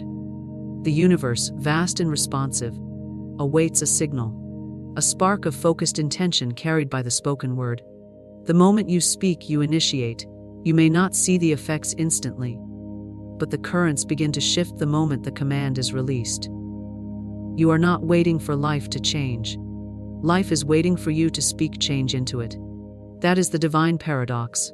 The external responds to the internal, and the internal gains momentum through declaration. Most people wait for signs, for better circumstances, for something outside themselves to show them it's time to begin anew. They linger in delay, hoping that life will first improve before they choose better words. But the flow does not work that way. It begins within. You must speak what you seek. You must name the change. A decision is made with words, quiet or loud, it does not matter. The energy behind it makes all the difference. Conviction gives the word wings. To speak with conviction is to speak from a place of knowing, even when physical evidence has not yet arrived. It is to stand in faith when logic trembles. It is to use the power of your word to build the bridge from the unseen to the seen. Many whisper timid hopes into the wind, unsure if their voice carries any weight. But when you speak with certainty, with emotional alignment, with an inner yes, the air shifts. Change is not coerced into being, it is commanded. The power of speech lies not merely in sound, but in certainty. You may speak something dozens of times with no change, simply because you do not believe it. But say it once with full conviction, and the wheels of destiny turn. There is no need for repetition without faith. One declaration, spoken with soul, surpasses 1,000 empty affirmations. Conviction opens the gate and the river flows. A person may live in the same conditions for years, believing they are stuck, until one day they speak a different word. Enough. I'm ready for something new. That one moment, that clear decision vocalized with power, marks the beginning of transformation. It is not always dramatic or visible, but internally, a shift occurs. The word cuts through the fog. The statement becomes a sword, dividing the old from the new. There is before the word, and there is after. It is not necessary to know every step ahead. The command to change does not require a map, only a voice. Speak the end from the beginning. Declare the new before it arrives. Say, I am aligned with abundance, even if the bank account is empty. Say, I am healthy and whole, even if symptoms persist. You are not lying. You are leading. You are not ignoring reality. You are reordering it through the higher law of belief. Conviction is the signal that tells the universe, this one is ready. Conviction is not force. It is not the clenched jaw or the shouting demand. It is the still, rooted tone that says, this is who I am now. There is no need to argue, no need to convince. When conviction is real, there is no inner contradiction. The whole being is aligned. You do not speak one thing and think another. You do not affirm light while secretly fearing the dark. You are united in intention, word, and emotion. In this state, your word is magnetic. People often speak what they see, not what they desire. They speak their complaints, their doubts, their history. But this only extends the current reality. True change requires speaking beyond the scene. It demands a bold word in the face of contradiction. To speak change with conviction is to become the author of a new narrative. It is not to ignore facts but to declare a higher truth. You say, I choose peace, not because all is peaceful, but because peace is now your command. You say, I rise, not because you have risen, but because your voice lifts you. Each time you speak with power, you are shifting timelines. You are stepping into alignment with a future that matches your words. The conviction with which you speak determines the speed and precision of that alignment. Half-hearted words create confusion. Words spoken with fear create resistance. But words rooted in faith draw the fulfillment swiftly. You do not need to know how. It is not your task to orchestrate the path. Your role is to speak the command with belief. Change does not require external permission. You do not need approval from others, signs from the heavens, or confirmation from circumstances. You only need to declare. The most profound changes often begin in silence, with one decisive statement whispered in the solitude of your soul. That one moment of clarity sends out ripples that touch everything. The outside may seem unchanged for a time, but the seed has been planted, and the harvest is inevitable. Many fear to speak change because they do not want to be disappointed. They say, what if I declare and nothing happens? But the greater risk is in saying nothing. The greater danger is in letting fear steal your voice. Your word is not powerless. It is powerful when spoken with conviction. And even if the change unfolds slowly, even if it comes disguised in unexpected ways, it will come. The law cannot deny the word that is aligned with truth and spoken in full belief. To speak change is to break the cycle. It is to interrupt the momentum of the past and insert a new pattern. The longer one waits to speak the word, the more entrenched the old story becomes. But the moment the word of change is declared, the energy begins to reorganize. Delay ends. A new vibration enters the field. This is not imagination, it is creation. You are not daydreaming, you are commanding. Change does not obey the clock, it obeys the word. There is no right time but now, and now responds to conviction. Every time you declare, I am ready, you advance. Every time you say, I choose better, the old begins to dissolve. The word carries the blueprint, and the blueprint becomes structure. This is how all new realities are built. On spoken conviction, firm and fearless. To speak change is to honor your power. It is to stop waiting and start creating. The moment you say, I am not who I was, something shifts. The moment you say, this is my new story, the pages begin to turn. Even if you do not yet see the full picture, trust the echo of your voice. The universe has heard it.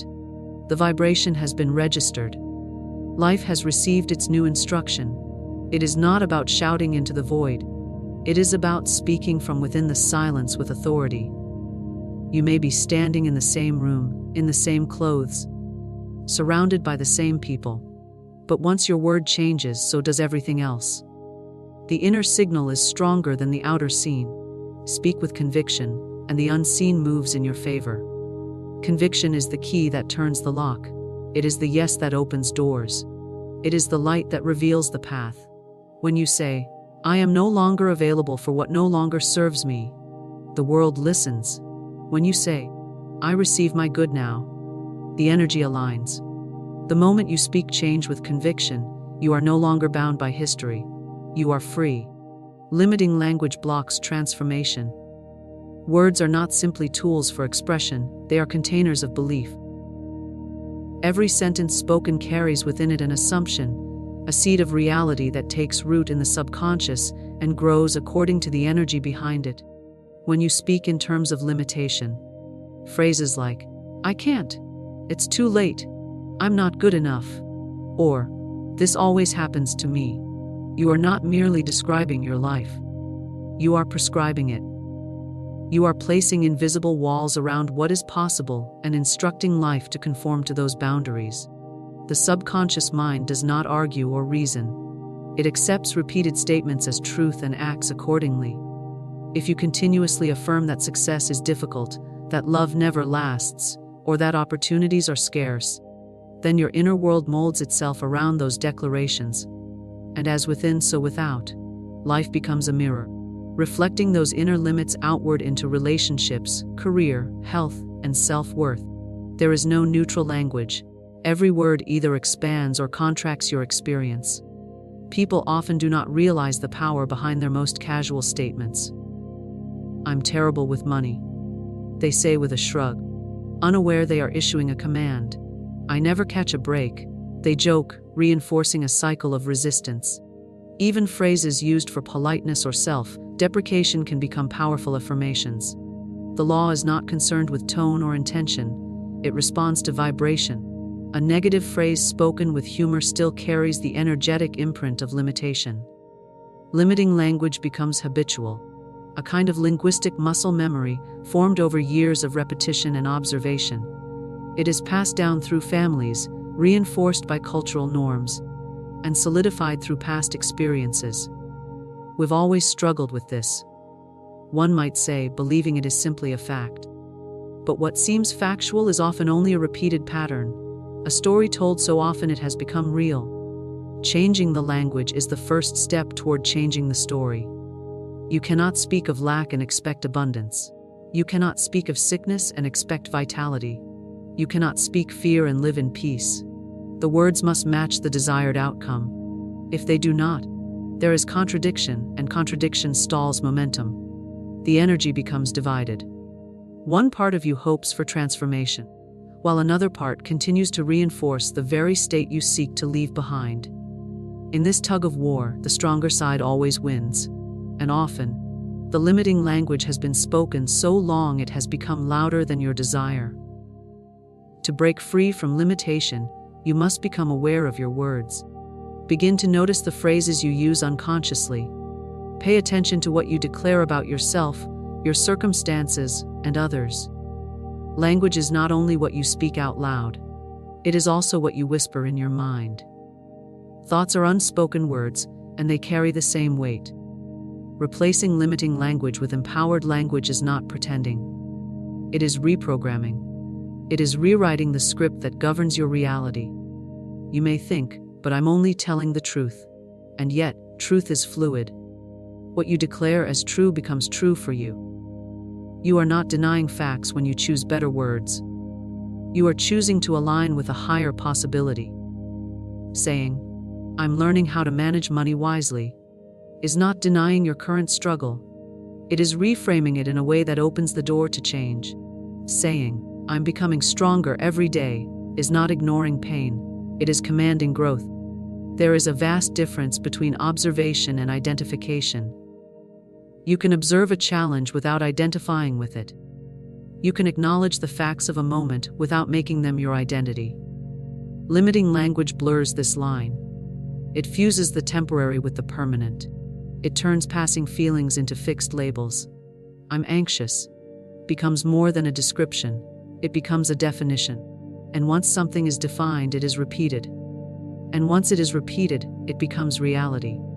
The transformation begins with subtle shifts.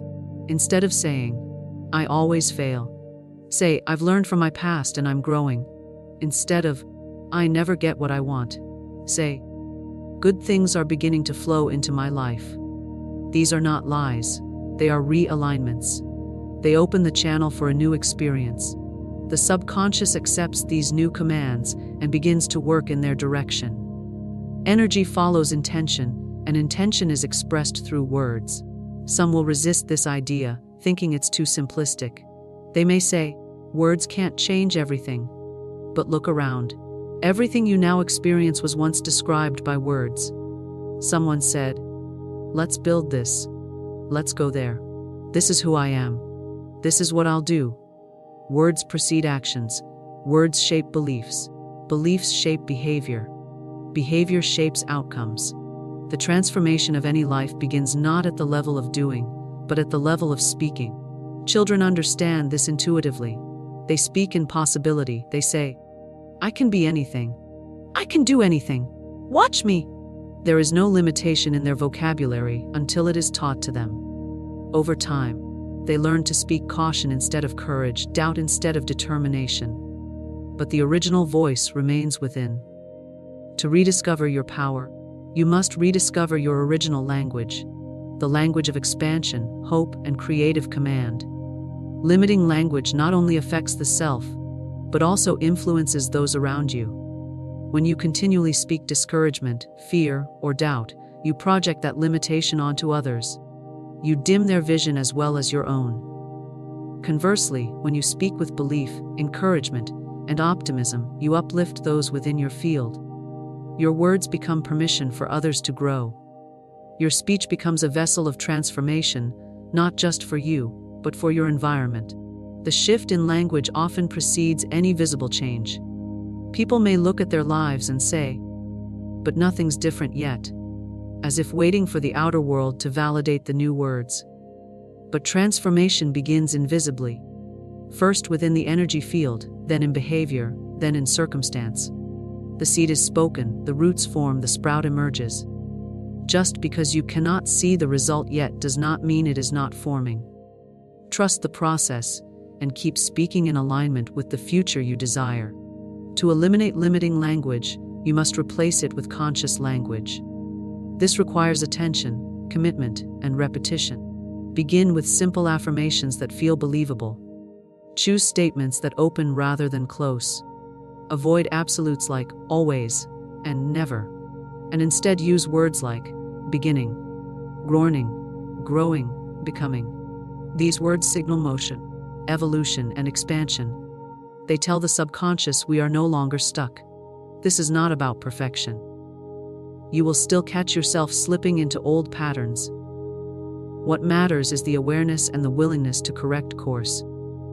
Each time you replace a limiting phrase with an empowering one, you weaken the old neural pathway and strengthen a new one. Eventually, the empowering language becomes the default. You begin to speak from your potential, not your past. Language is your magic. It is the spell you cast each day. It is the code that writes your reality. Speak limitation, and you will see it. Speak freedom, and you will feel it. Speak expansion, and you will live it. Your voice is the pen, and your life is the canvas. Choose the words that paint the picture you want to live inside. Speak as the person you desire to become. This is not about pretending or playing a role. It is about aligning your vibration with your vision. Every word you speak is either a reflection of your past or a declaration of your future. When you choose to speak from the self you wish to embody, you begin to collapse the distance between where you are and where you are going. The voice carries identity, and when the identity shifts, reality follows. If you continually speak as the version of yourself bound by limitation, fear, or failure, you prolong that experience. But when you speak with the confidence, clarity, and certainty of the future version of you, the version that already has what you seek, you step into a different frequency. That frequency draws matching experiences. This principle is not built on fantasy, it is built on energetic law. Who you identify as becomes what you expect. What you expect becomes how you act. How you act becomes what you receive. Speaking from your future self is an act of creative intention. It is how you summon the unseen. You do not wait for the outer world to catch up. You speak as though it already has. You declare, you affirm, you claim. Not because it is already visible, but because it is already real in the unseen. You begin to treat the invisible as more powerful than the visible. Many wait for change before they shift their language. They wait until the success arrives to call themselves successful. They wait for the relationship to declare themselves worthy of love. They wait for healing before they speak of strength. But this delay traps them in the old identity. The becoming never begins because the declaration never does. You do not have to fake confidence. You have to speak from the part of you that already knows. That part exists within. It is not an invention, but a revelation. It speaks through inspiration, through vision, through the inner yes that rises when you imagine something more. You are always speaking from some version of yourself. The question is which one? Are your words shaped by the self who feels stuck, small, afraid? Or are they shaped by the self who has already risen, who already knows, who already sees the mountaintop? To speak as your future self is to bring that version of you into the now. It is to pull the dream into the present through the bridge of your voice. Your words are time travelers. They carry energy across timelines. They send signals into the quantum field, telling it which version of you to materialize. This does not mean ignoring your present circumstances. It means refusing to let them define your vocabulary. It means speaking from a deeper truth than what is currently visible. You may be facing debt, but you speak as someone who manages money wisely and calls in abundance. You may be feeling lonely, but you speak as someone who is magnetic to loving, supportive relationships. This is not delusion, it is creation. You are not denying what is, you are declaring what will be. And the declaration sets the shift in motion. The moment you speak from your desired self, you change your posture. You carry yourself differently. You make different choices. You say yes to what aligns and no to what doesn't. Your boundaries shift. Your habits shift. Your relationships shift. Because your identity has shifted. When you say, I am no longer available for struggle, your life begins to organize itself around ease. When you say, I show up as my highest self, your days begin to reflect that energy. The words come first. They are the architects of the new foundation. Language is a signal. It tells your nervous system what to expect. It tells your energy field what to attract. It tells others how to treat you. When you speak with clarity, calm, and power, you communicate self-respect. When you speak with indecision, apology, or desperation, you communicate self-doubt. People respond to the vibration of your voice, even more than the content of your message. Speak from your future self, and people begin to treat you accordingly. The world meets you at your level of expectation. This practice requires awareness. You must begin to catch the moments when your language reflects the old self. The complaints, the fears, the stories you've repeated for years, they are not facts, they are patterns. And patterns can be interrupted. Begin to pause before you speak. Ask, who is speaking right now? Is this the version of me who feels powerless, or the one who knows her worth? Is this the voice of my limitations, or the voice of my expansion? Every sentence is a choice. Every sentence is a spell. You do not have to speak grand affirmations all day long. Sometimes the most powerful statements are simple. I've got this. This is just the beginning. I'm stepping into something greater. I can handle it. These are phrases your future self would use. Not because everything is perfect, but because she trusts herself. Speaking this way becomes a habit. A new tone begins to dominate your conversations, your inner dialogue, your presence. You become the evidence of your next level. This is not about arrogance. It is about ownership. There is no need to inflate or exaggerate. You are not trying to convince anyone. You are choosing to walk in alignment with your becoming. You are deciding to let the old story go. You are choosing to speak from the knowing that what you desire is not only possible, it's already on its way. And because it's on its way, you begin to speak like someone who knows that. You release the language of waiting. You release the vocabulary of lack. You release the identity of not yet. You step into the now of your next chapter. When you speak as your desired self, you create internal safety. You remind yourself of who you are becoming. You remind your nervous system that change is not a threat, but a homecoming. You create resonance between your words and your vision, and that resonance has power. It makes you magnetic. Opportunities begin to come. Support appears. Synchronicities unfold. Not because of luck, but because your vibration has changed and your world is responding. This requires courage. There will be moments when your outer world challenges your new language. Old conditions will test your declarations. People may not understand your shift, but your job is not to explain your transformation to others. It is to honor it within yourself. Every time you speak from your future, you strengthen that reality. Every time you declare who you are becoming, you anchor that identity. Your voice is the bridge. Your voice is the invitation. Your voice is the activator. The person you desire to become already exists. That version of you is not far away. It is a frequency you can tune into now. One of the fastest ways to tune into it is through speech. Not just what you say, but how you say it. Speak with grace. Speak with confidence. Speak with vision. Speak with presence. Let your words reflect your worth, your clarity, your direction. Let your language become the container for the life you are calling in. Speak as if it is already done. Speak as if you are already there. Speak from the self who has walked through the fire, claimed her crown, and come home to her truth. Divine law responds instantly to faith-filled commands. This is not a theory or a metaphor, but a spiritual certainty that governs the movement of energy, manifestation, and form. The universe, infinite in intelligence and precision, is always listening, always responding. It does not delay because of complexity, nor does it hesitate out of judgment. The delay comes only from the wavering mind of the one who commands without belief. But when a word is spoken in faith, clear, unwavering, and rooted in spiritual confidence, the response is immediate. Even if the physical unfolding appears gradual, the law begins its work in that instant, arranging, aligning, and moving in ways beyond the limits of human planning. Faith is the activator. It is the bridge between the invisible and the visible, between the seed and the harvest. To speak without faith is to speak empty words, sound without substance, form without force. But to speak with faith is to strike a match in the dark, to send a pulse through the field of infinite potential. Faith-filled speech is charged with a power that bypasses limitation.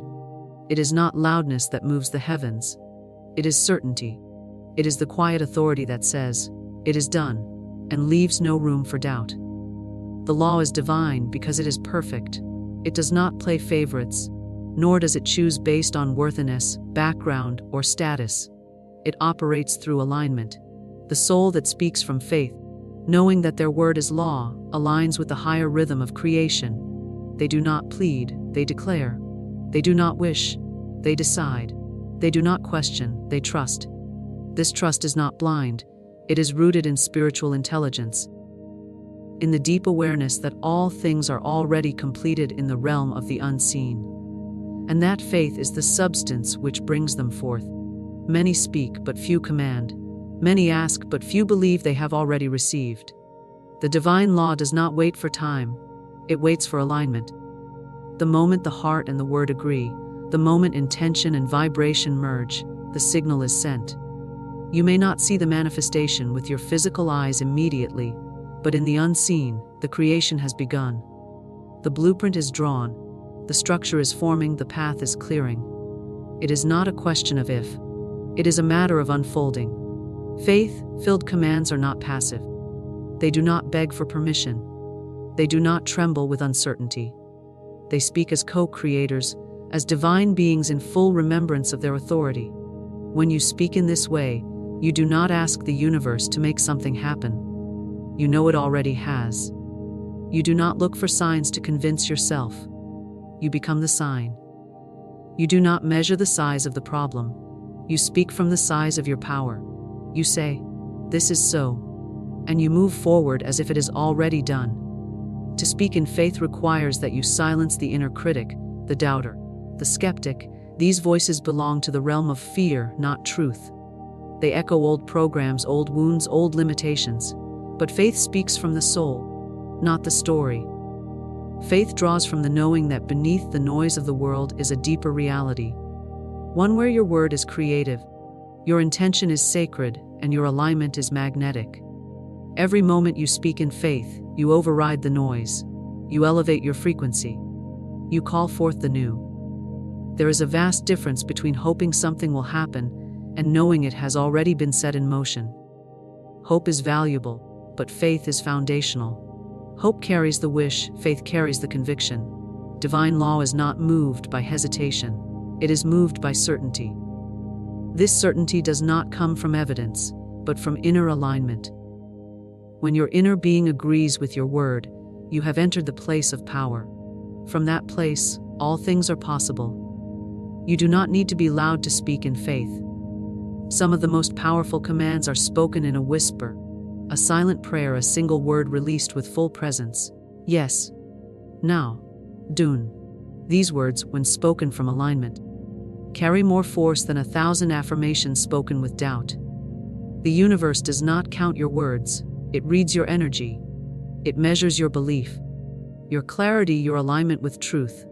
Speak less if you must, but speak with more conviction. Say only what you mean. Declare only what you desire. Let your words carry weight. Faith-filled commands do not bargain with the divine. They do not say, "If I'm good enough, then this will happen," or "Maybe if I try harder, it will come." Faith says, "It is mine, not because of merit, but because of alignment." The divine law responds to vibration, not pleading. The universe is not withholding anything. It is waiting for your yes. That yes is spoken not in desperation, but in delight. It is a yes that expects fulfillment. It is a yes that walks forward with peace. To speak in faith is to walk in vision. You see what is not yet visible and treat it as real. You honor the dream not because of what it looks like now, but because of what it truly is. Divine law sees no difference between a dream and a reality. It only sees command. It only sees the clarity of the one who speaks. If you speak from lack, you prolong lack. If you speak from fullness, you accelerate fulfillment. The law does not edit your words, it fulfills them. There is no condition that can override divine law. Circumstances may appear fixed, but the moment of faith-filled command is spoken, they begin to shift. The soul that knows their authority does not fear appearances. They speak, and they keep speaking, not to convince the world, but to remain anchored in their truth. They know the power of repetition, not as ritual, but as reinforcement. Each time they speak from faith, they deepen the groove of belief, and belief is the soil where miracles grow. Divine law is not slow, it is precise. It does not make errors, it follows instruction. You are the instructor, you are the voice it responds to. When you speak from fear, it obeys. When you speak from doubt, it obeys. But when you speak from faith, from clarity, from joy, it brings forth outcomes that transcend logic. It opens doors you did not knock on. It sends help you did not ask for. It moves in ways that astonish the mind. Not because it is miraculous, but because it is lawful. You are never without power because you are never without your word. You carry the instrument of creation with you at all times. You do not need rituals, titles, or permission. You need only the courage to speak as one who knows. You need only the willingness to trust that the unseen is more real than the seen. You need only the discipline to speak with intention rather than reaction. Faith is not a feeling. It is a stance. It is the inner yes that remains firm, regardless of what the outer world reflects. The more you speak in faith, the more natural it becomes. You no longer ask, "What if it doesn't happen?" You say, "It already has." You no longer say, "I hope it works out." You say, "It is working now." Your words become less about requesting and more about revealing. You speak not to get something, but to embody something. You speak not to fix the world, but to align with the version of the world you know exists. Faith does not wait, it declares. Faith does not wonder, it knows. Faith does not question, it commands. And the divine law responds without hesitation to the one who speaks in truth.